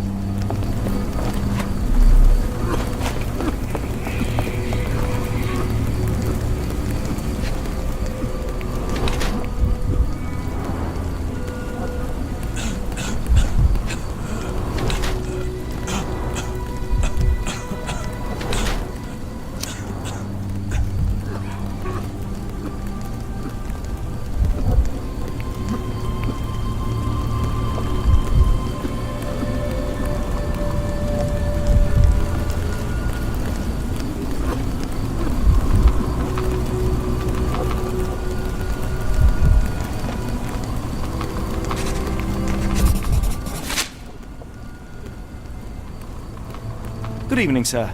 Are you the gentleman who sells that intriguing pecto-brain beverage? Good evening, gentlemen. I'm Dr. Thomas Tippett, and yes, its proud inventor and purveyor. Are you a doctor? You seem remarkably young. I'm self-educated. I help people in need around these parts with my medicine. Helping, as in bringing to the grave? That is unfair, sir. The virtues of my invention are to calm the nerves, to stop coughing due to the endless smog, and to help children to sleep. Has your beverage been tested by your peers or any medical authority? I am a doctor, and it appears that you are playing with people's lives, people who place their trust in you to ease their pain. People need help, and drugs are expensive. My formula helps, and it's inexpensive. The product is dispensed from here only, so dose and usage are controlled. I looked into other patented medicines. They contain harmful or useless substrate, and they're sold in respected shops and pharmacies. Do you realize what you are doing? You are playing with people's health. You're a doctor. Take a look at my product. You won't find mercury, radium, lithium, or any other toxic substances drowned in alcohol and sold freely by so-called health professionals. I can show you how I work. Let me help people. Watson, what do you make of this situation? I'm not sure. Patent medicines can be a scourge, yes, but he is not entirely wrong in practice. Why the haunted warehouse? Well, nobody was using it, and people are afraid of ghosts. It kept them away until today. What I do is not entirely legal, but I do help people. I help up to 50 people here every day. It is working. I can hear the patient suffers with their lungs. The patient has a high temperature and is short of breath.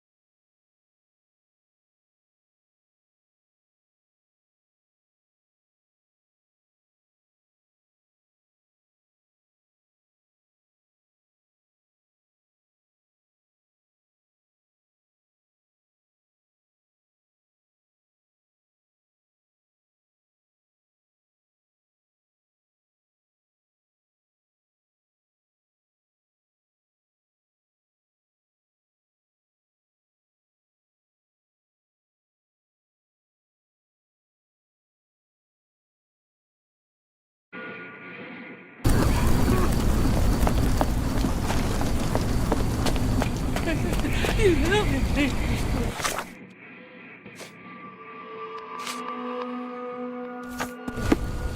you know anything about this? Sorry, sir. Can't help you.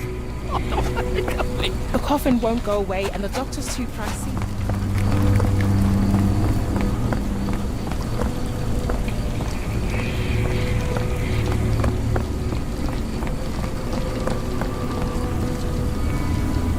Constable? My name is Dr. Watson. A man called Thomas Tippett has opened a field hospital nearby and is selling illegal medicine there. He is using Warehouse 2 for his smuggled product. Please stop him. I knew it was a swindle. Real ghosts don't look like that. I'll check on this crook right away.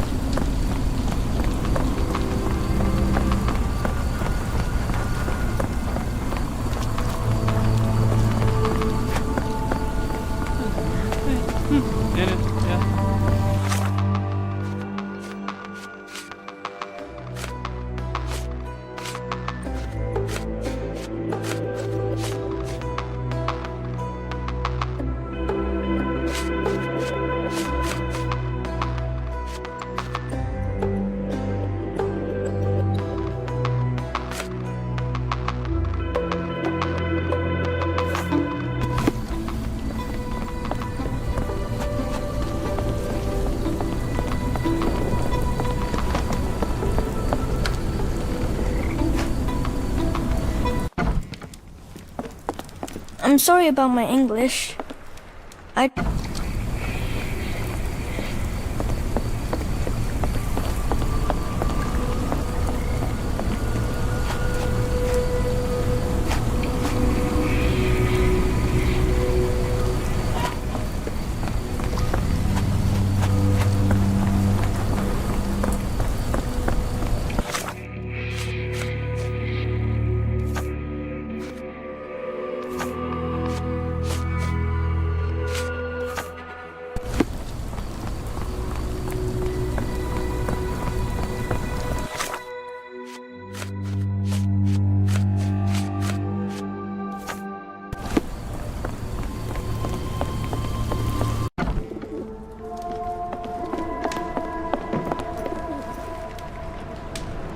Have you ever heard of a man with a metallic eye?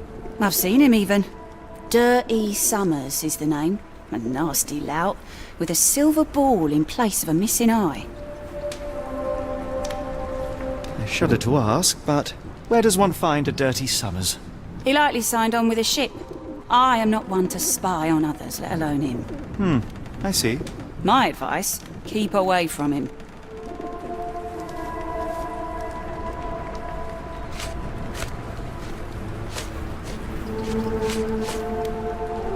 What do you know about this poster? A foreign woman asked to put it up.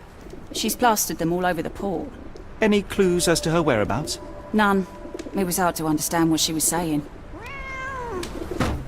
After the incident the other day, it seems customers are staying at home.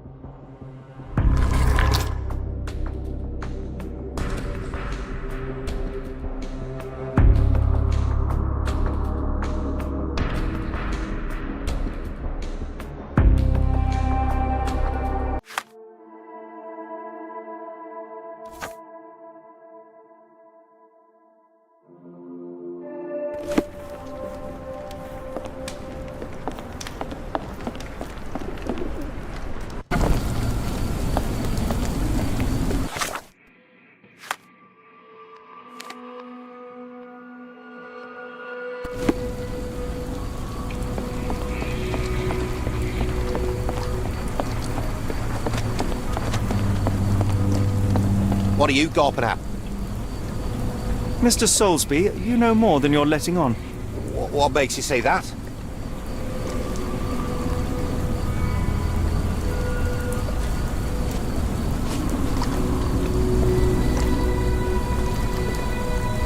A man named Dirty Summers was involved in some recent kidnappings across London. He used your name as a cover for his deeds. What? Really? That doesn't mean I'm involved, though.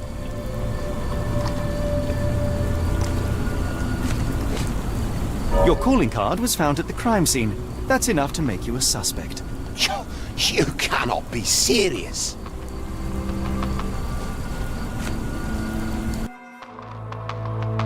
Give me one moment. Mr. Soulsby, you know more than you're letting on. What makes you say that?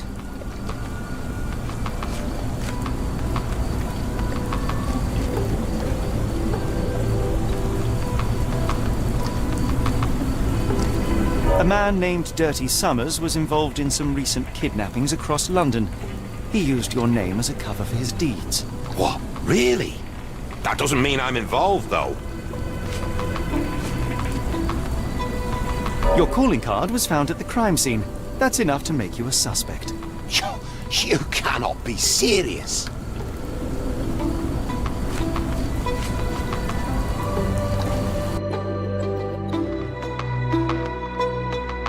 It's true. And that's before mentioning your gold watch. It's brand new and awfully expensive for a customs officer. Clearly you have found yourself another source of income. I'm sure Scotland Yard will be delighted to investigate further. All right, stop. Look, it's not as it seems. I did not partake in the kidnappings. I'm all ears, Mr. Soulsby. Yes, I know Summers. He paid me to turn a blind eye to his business in the warehouse area. Just that, on my word. You did not tell me which warehouse he used? I do not recall, but I used red paint to mark unsupervised warehouses. Ought to be one of them. What else can you say of Summers? He is a regular at the Cursed Mermaid. Goes there with his crew almost every evening. What for? I don't know. I assumed just for a drink.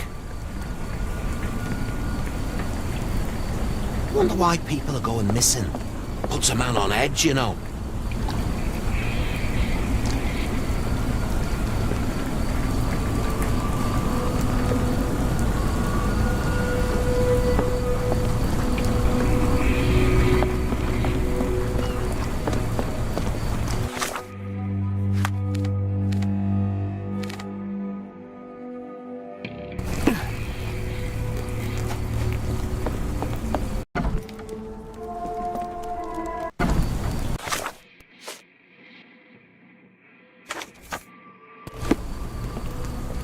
Help me, please.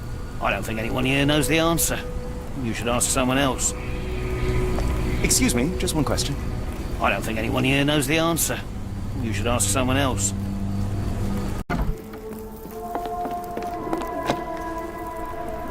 Why do I have the feeling that you know more about Dirty Summers than you're letting on? I have nothing more to add, sir.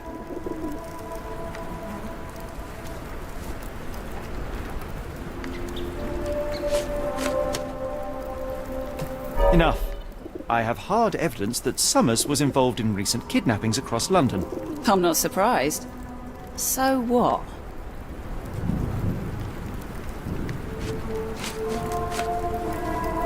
A customs officer, Roy Soulsby, testified that Summers was a regular here. You must know something about his business. All I know is his drinks order. If the lives of the missing do not concern you, then I would urge you to think about your unborn child. Are you threatening me?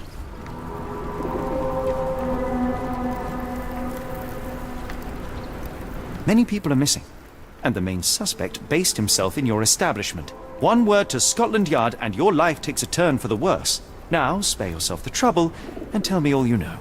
Okay. Summers hired my private room. I think he used it to recruit people, but I haven't seen him in a few days. He paid me cash, so I paid him no attention.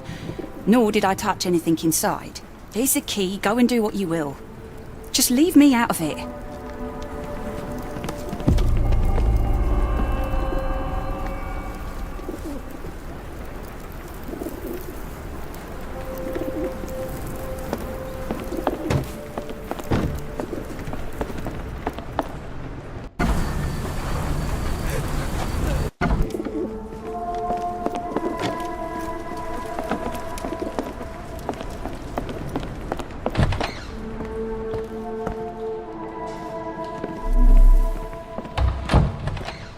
hairs on the back of my neck stood up.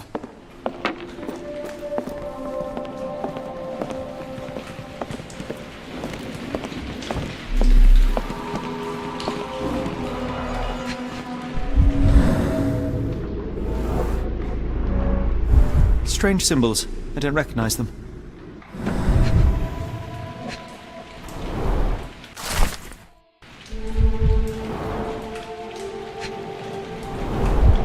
£5. That won't go far.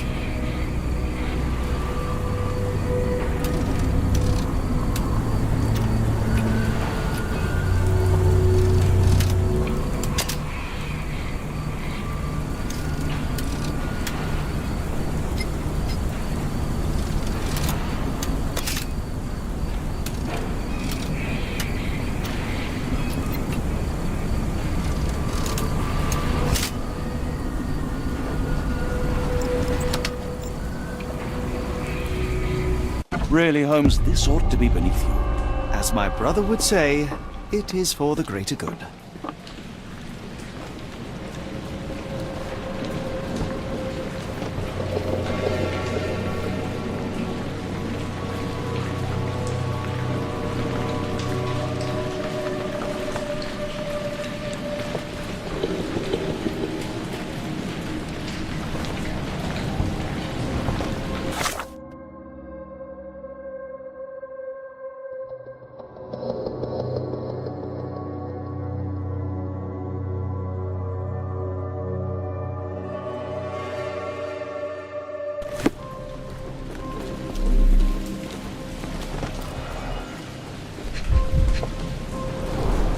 Good quality, but torn in many spots. Mold. That's why you don't leave sailcloth lying out.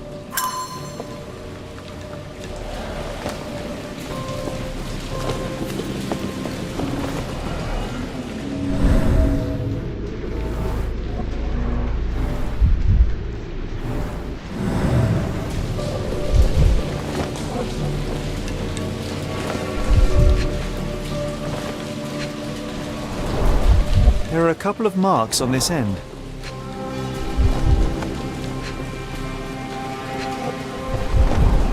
The scratches are fresh, left by something metallic.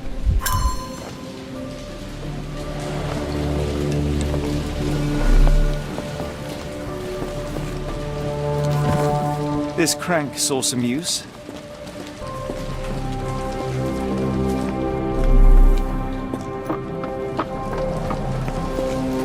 Layers of rust will prevent any movement.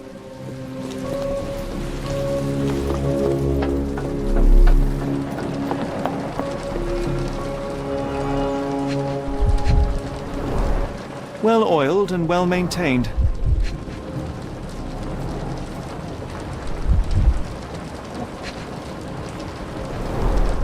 Fit for a crank.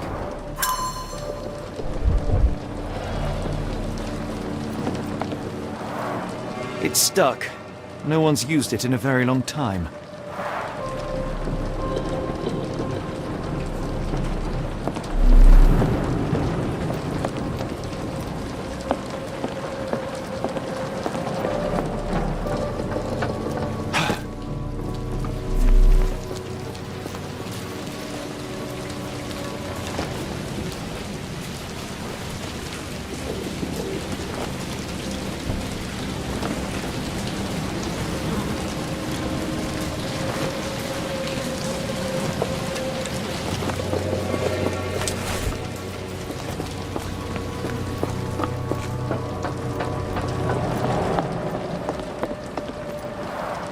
It's stuck.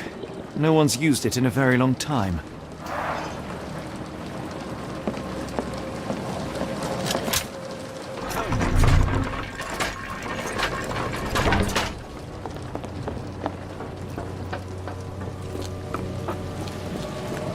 A hidden passage, just as I expected. If we stay out much longer, I'm going to need some supper. Do you feel like a meat pie?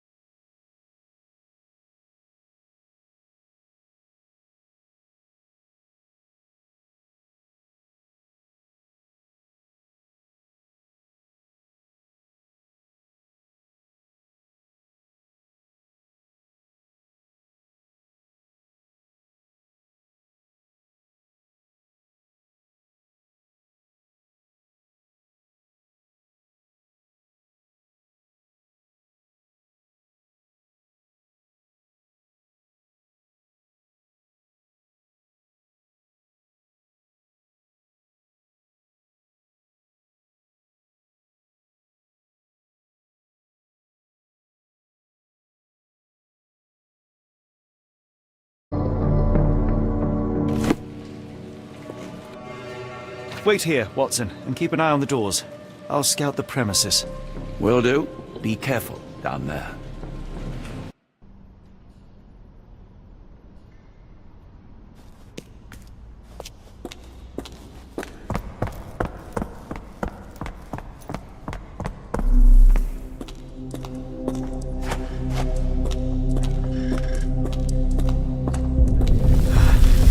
Wait, what's happening?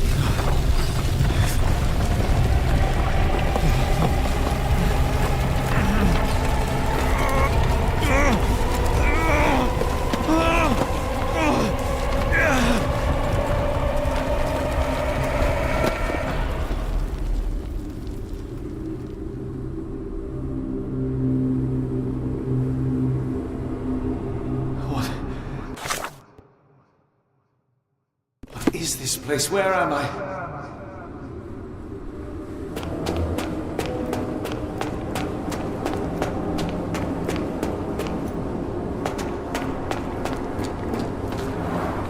Strangely cold. Something is missing.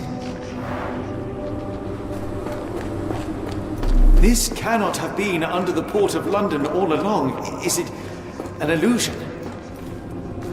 The only way forward is the abyss.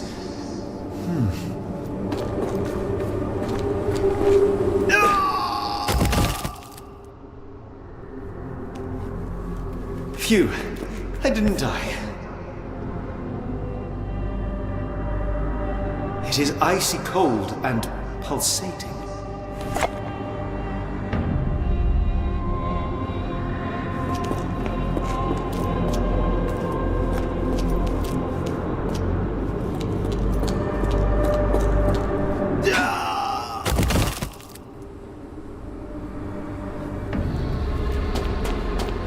My heart, be calm.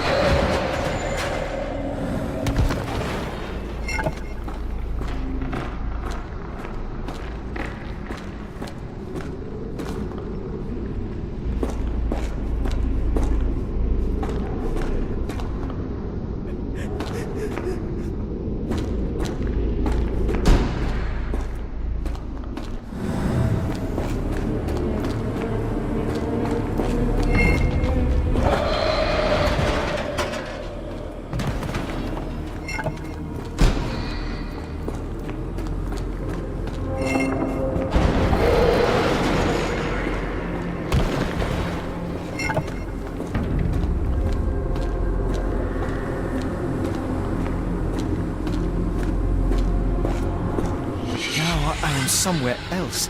How? It's harder to breathe here.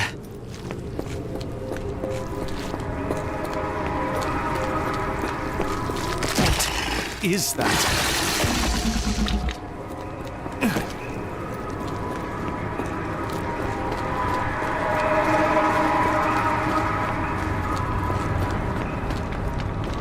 It's like it stares right through me.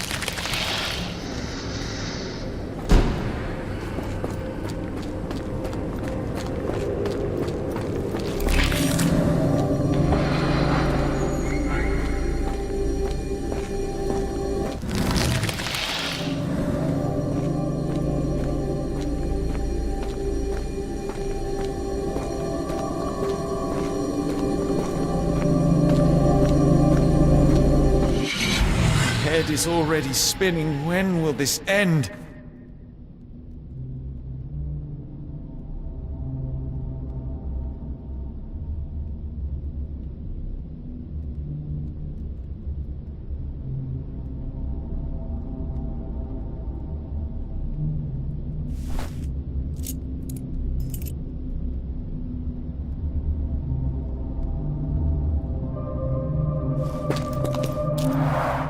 There are 2 recesses.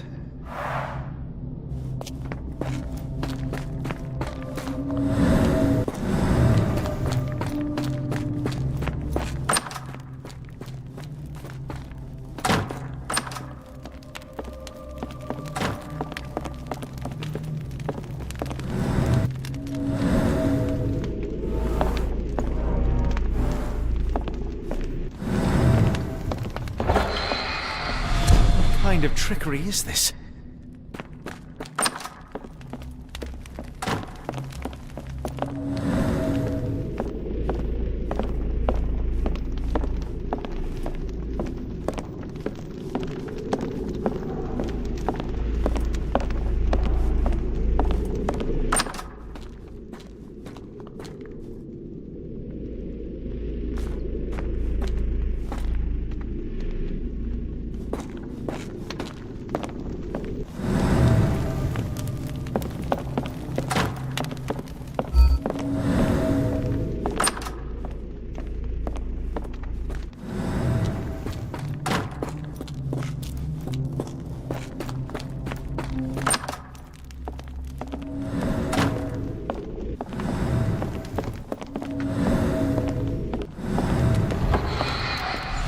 My head. What just happened?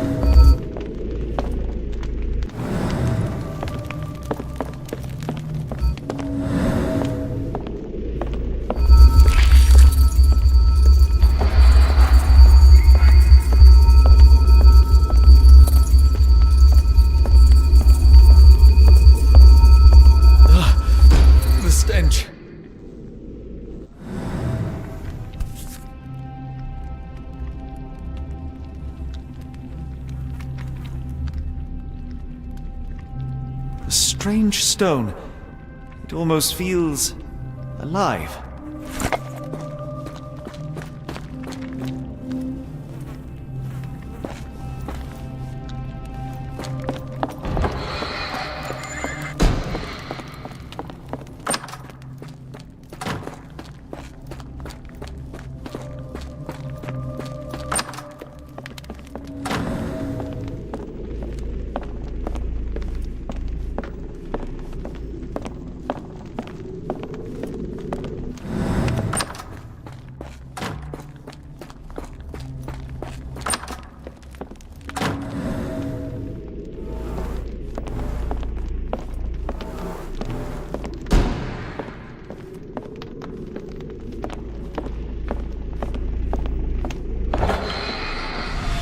Frustrating.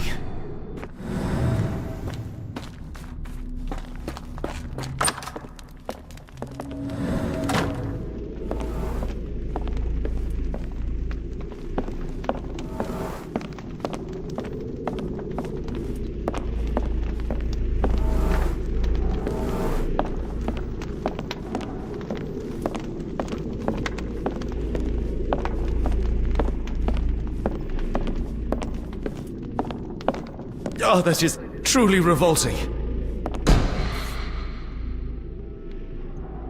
Frozen and pulsing almost like it has a heart.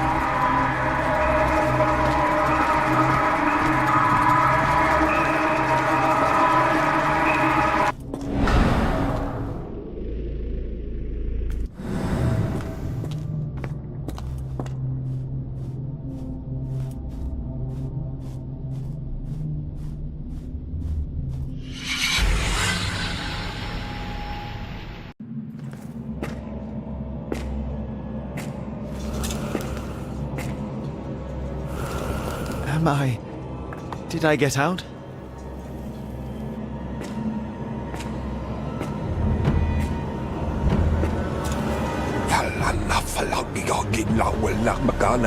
John? What is it, Holmes?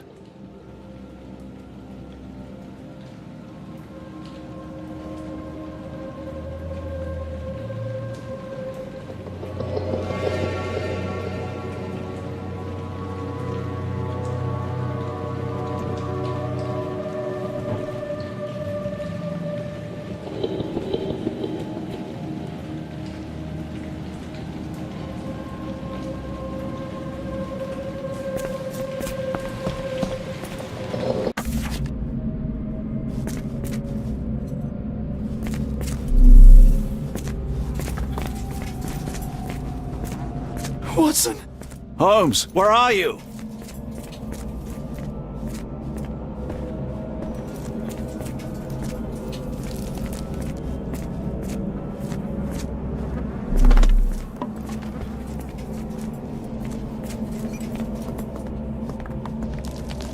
Holmes! Holmes! Are you all right? Fine. Watson, I'm fine, thank you for asking. Fine? By Jove, you should have heard the way you called out my name. It was just a game of shadows.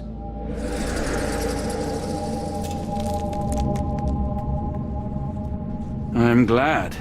This place gives me the chills. What are we dealing with? Something that's finally interesting.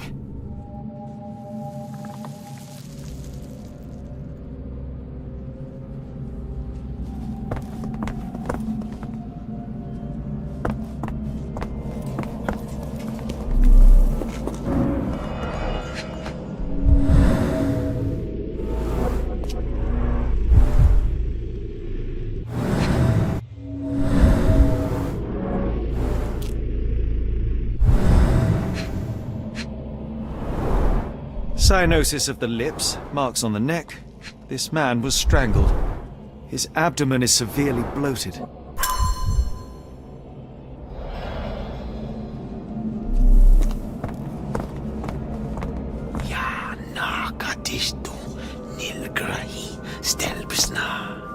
Did you hear that, Watson?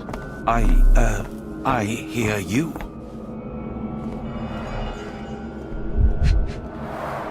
At least 24 pendants, all identical and made of tin.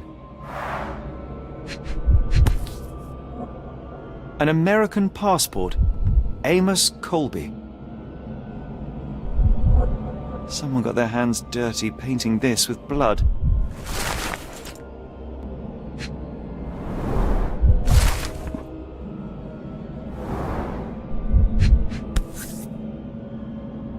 I've never seen a pattern like this before.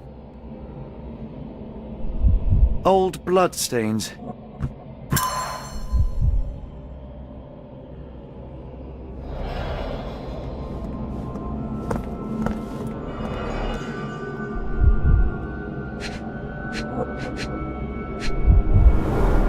It seems made for simple experiments. I wager they could not afford a better set.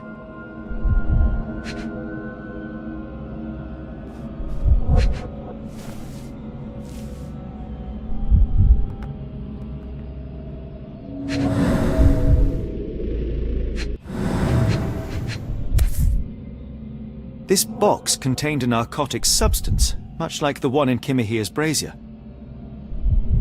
Black Edelweiss Institute, established 17-something.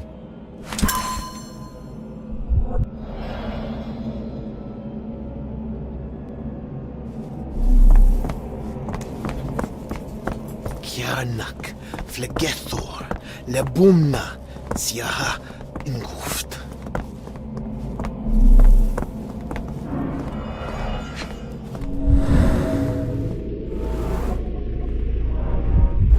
Someone used mud to draw a cross in a rectangle. Why?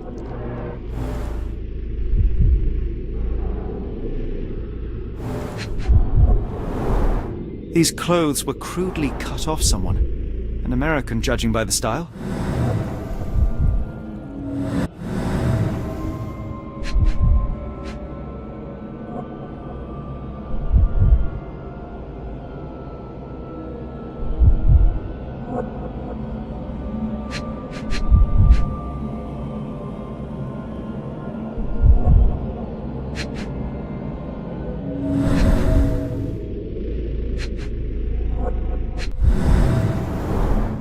Fine rope work, cut by a finer blade.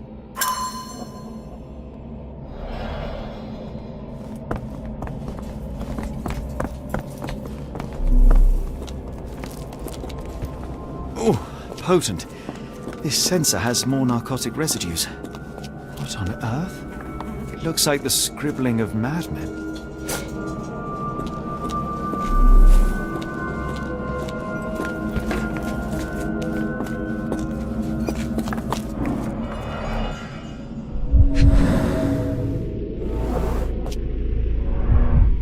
Deep scratches left in a frenzy.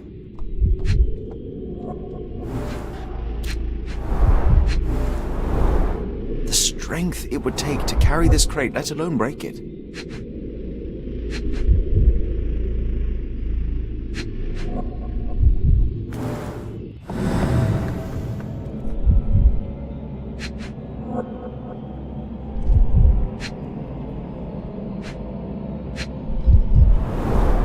A small bloodstain, but not serious.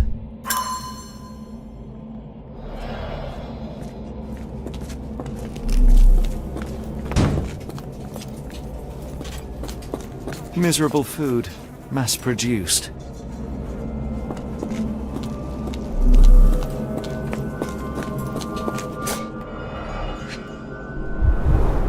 These clothes are missing buttons. They were forcefully removed.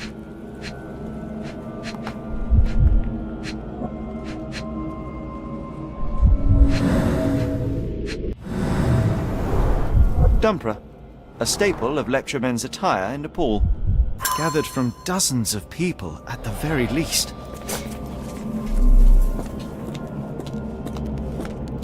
I must have seen this one before.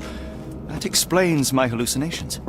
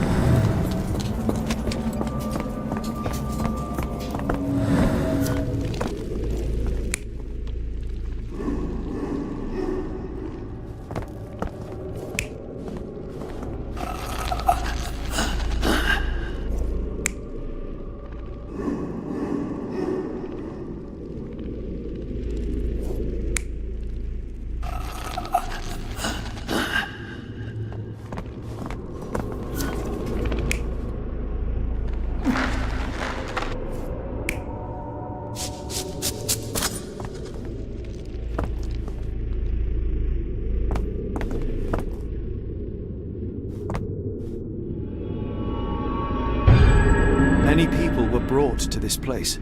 Their abductors stripped off their clothes and discarded them in a pile.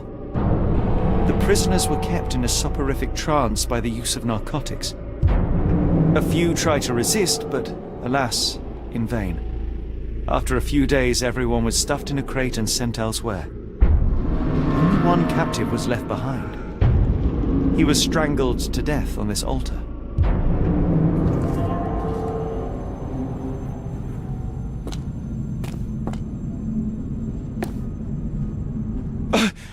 What the hell is happening, Holmes? Calm yourself.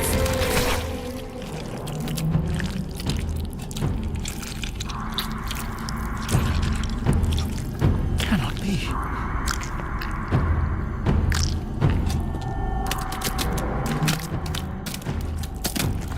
What is it? Oh my God.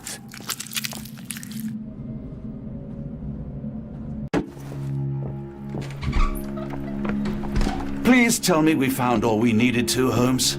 I think we found a bit more than that. Yet we have no clue as to where those people have been taken. And that's where you're wrong, Watson. We have more than enough. I just need to connect the dots. How about you pack your suitcase in the meantime, my dear fellow? Just in case.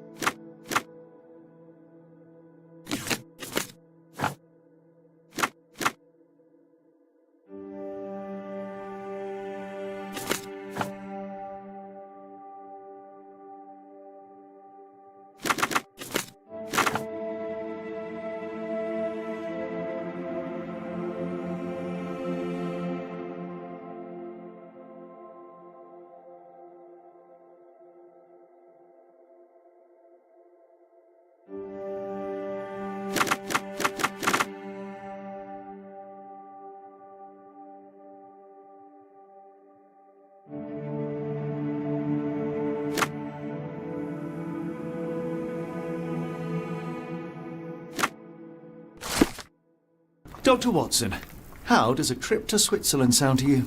It sounds unexpected. What makes you think we should head there? It's all about the box with narcotics and Mr. Colby's clue, the cross inside a rectangle. Put two and two together, add a dash of research, and what do you get? The Black Edelweiss Institute in Interlaken, Switzerland. If we hurry, we can still catch tonight's train.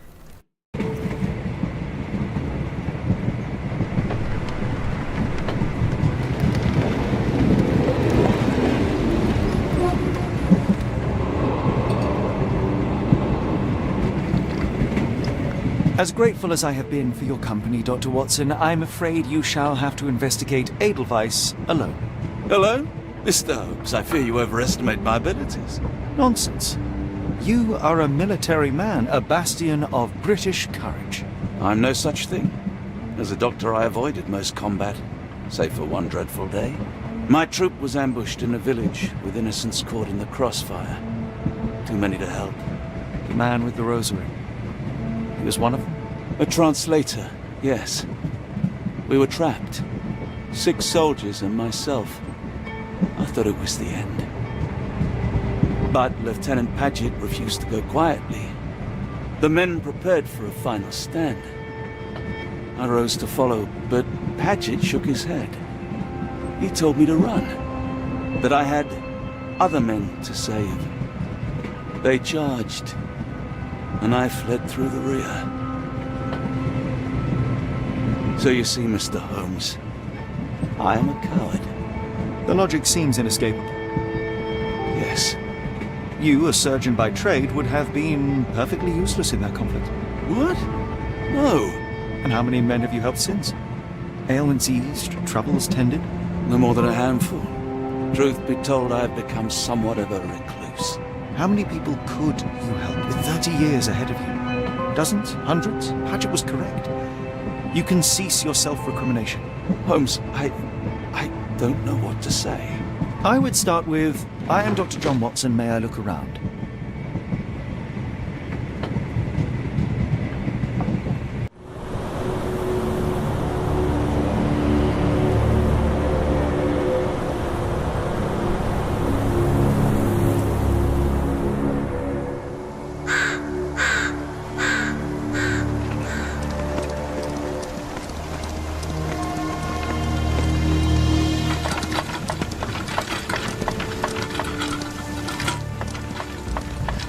The Edelweiss staff will doubtless be eager to show off their facilities to a fellow physician.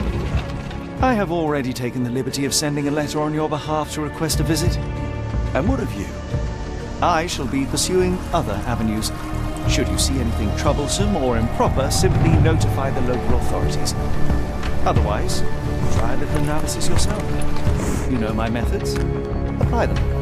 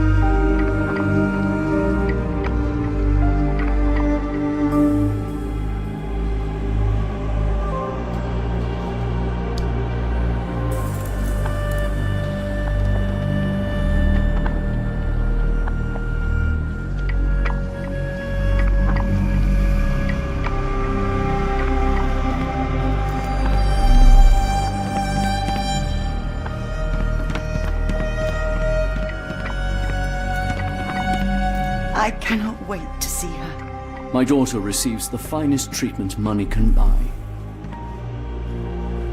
No visitors are allowed through here. Professor's orders.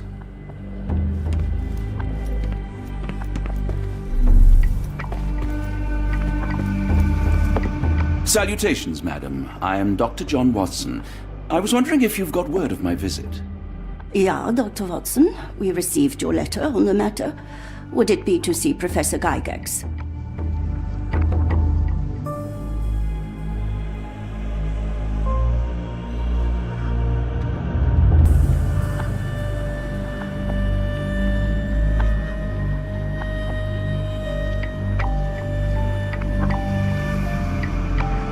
The asylum's facilities, actually. I've heard great things about the work you do here. Permission to go anywhere would have to come from Professor Gygax. Wait here, bitte. Mr. and Mrs. Bronson, your girl has made remarkable progress. See? Take a look for yourself. My apologies for keeping you waiting, Dr. Watson. Surely you understand how medical work can make one lose track of time. Do not be sorry, Professor. I too know the importance of closely attending to patients. The work hardly stops here, yet the satisfaction of perfecting the mind compels us to persevere. I take it you welcome many a soul into your establishment? Admissions, yes. Visitors, though? I am curious as to what brought you to the Schwarzes Edelweiss. Word of mouth. An article I read back in London spoke highly of your institution. But rather than taking its word for it, I thought I would see things for myself. My asylum's reputation precedes it, then. Everyone, your attention, please. Guten Day. Yes, hi. Hello. The name's Amos Colby, Northwood Detective Agency, Boston. I got questions that need answers. Who's in charge here? What seems to be the matter, Dr. Watson? You can tell me. By Jove, it cannot be him.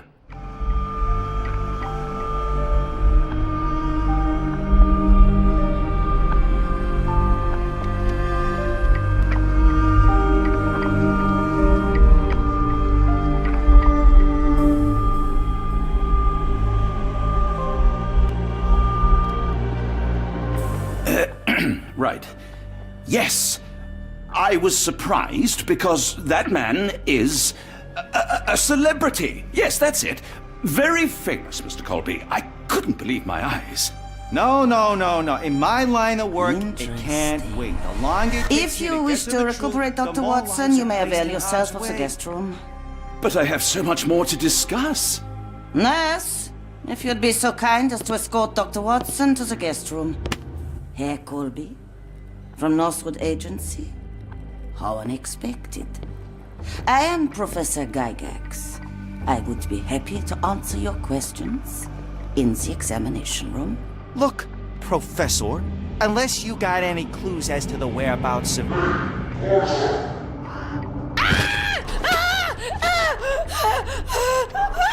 There is no need to be alarmed.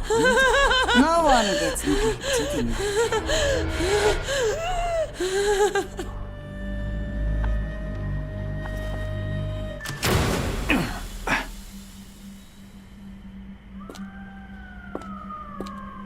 Now, let's not resort to brute force. Do not worry, Herr Colby. My methods are rather more delicate.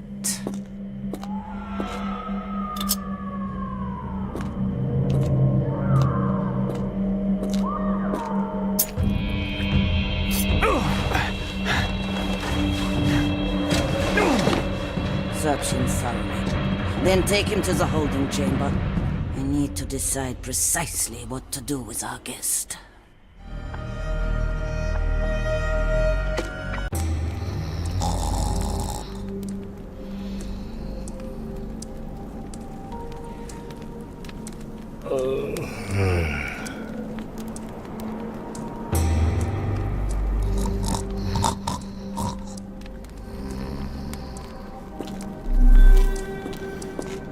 The unmistakable scent of alcoholism. Did you walk through their doors as I did, or did they collect you off the streets?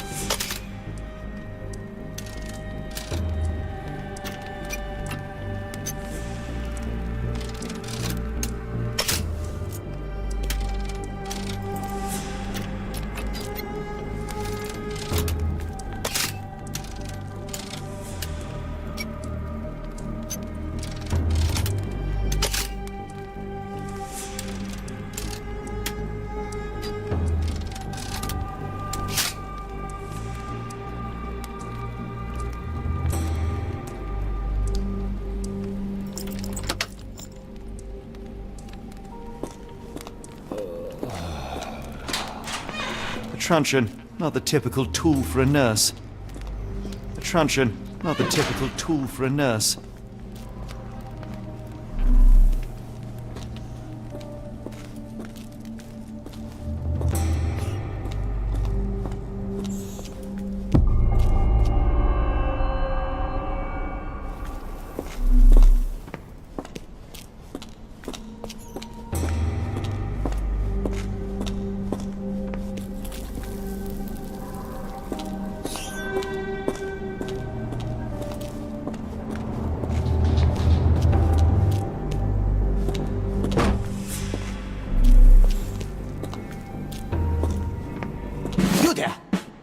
I command you to free me at once.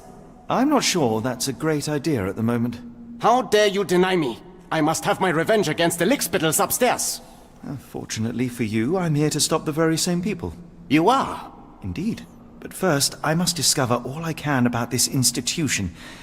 Tell me, have you witnessed the arrival of any foreign patients? Tell me? The gall, the impertinence to bark such orders. Please, we don't have time for this. Do you know with whom you speak? I am the great Napoleon.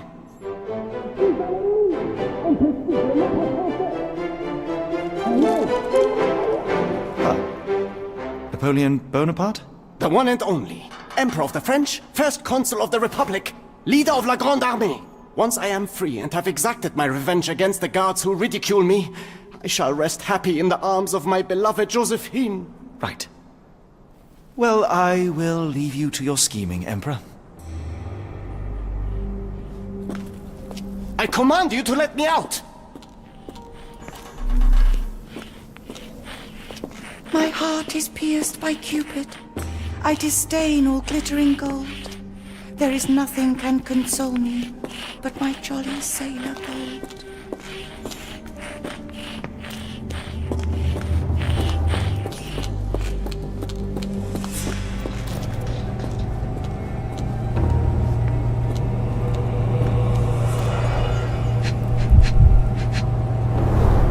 Any chemist would envy the quality of this equipment. The final product, ready to cure madness, or to push one deeper into its grasp.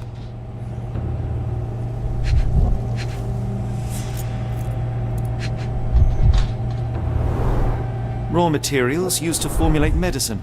With this equipment, they can create any type of medication.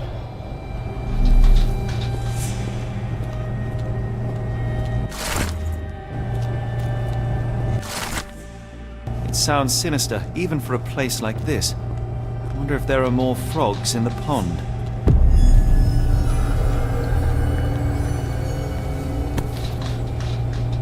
Very sturdy. I might borrow it.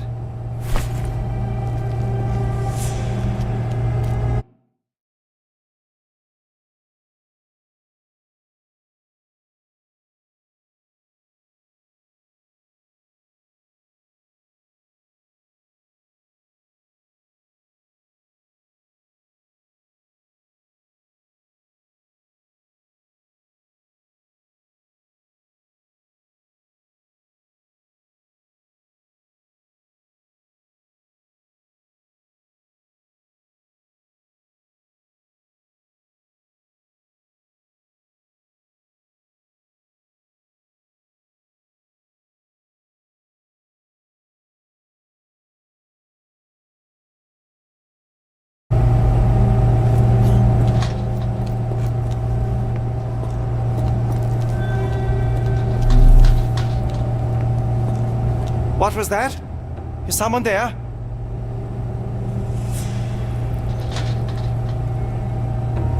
I'm sure I heard something.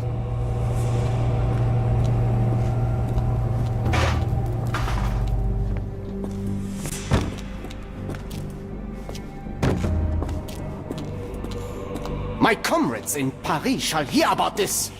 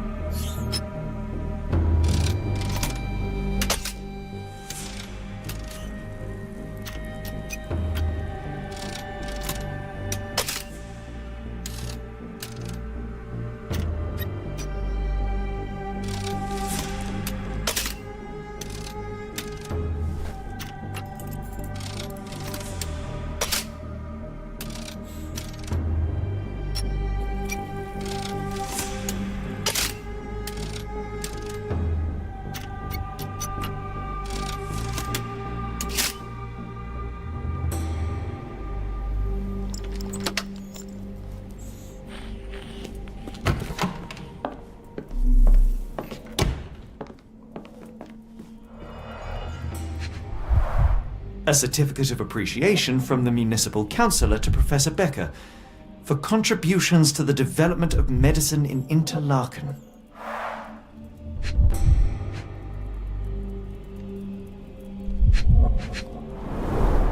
A simple toolbox, yet capable of repairing anything.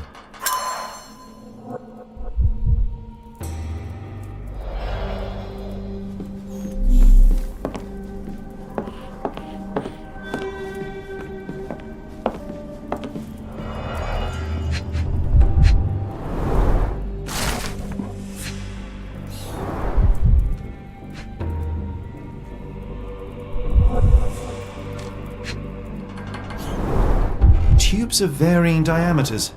Interesting.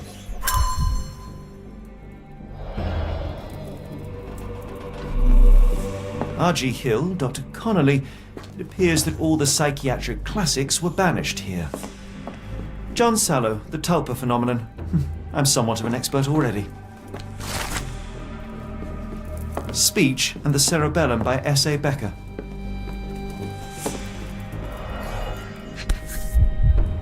This photo was damaged, seemingly by oil. I can make out the names listed here.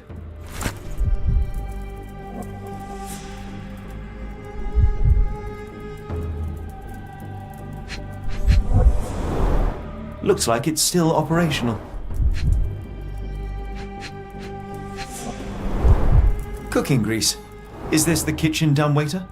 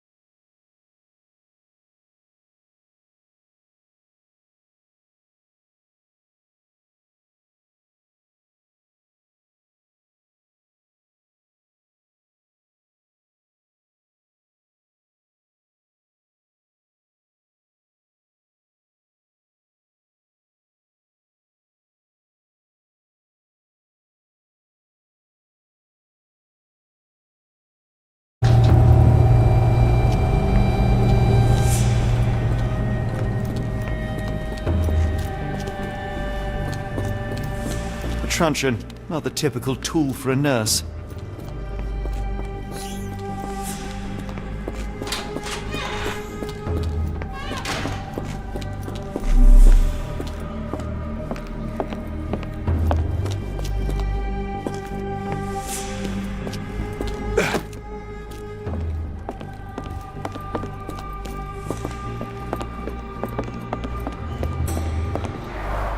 There's the guest room. I wonder if Watson was able to speak to Gygax.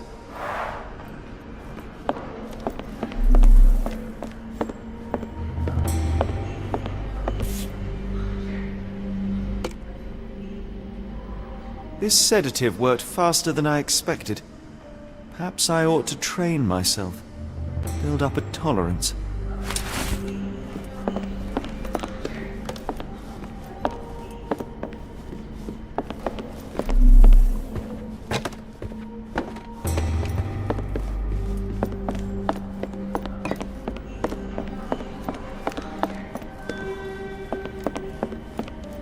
I'd rather not sit in this chair ever again.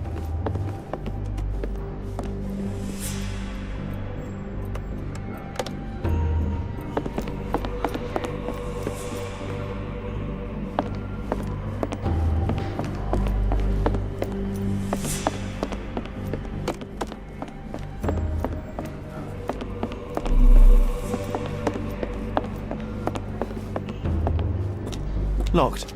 I suppose the reception will be guarded anyway. Darn. No way I can get past him without being noticed.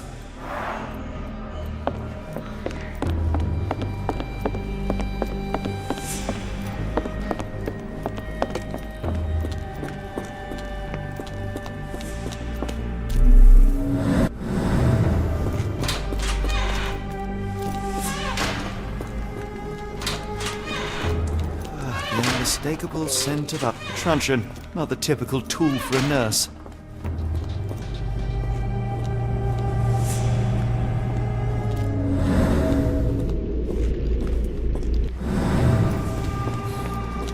Don't you look down on me.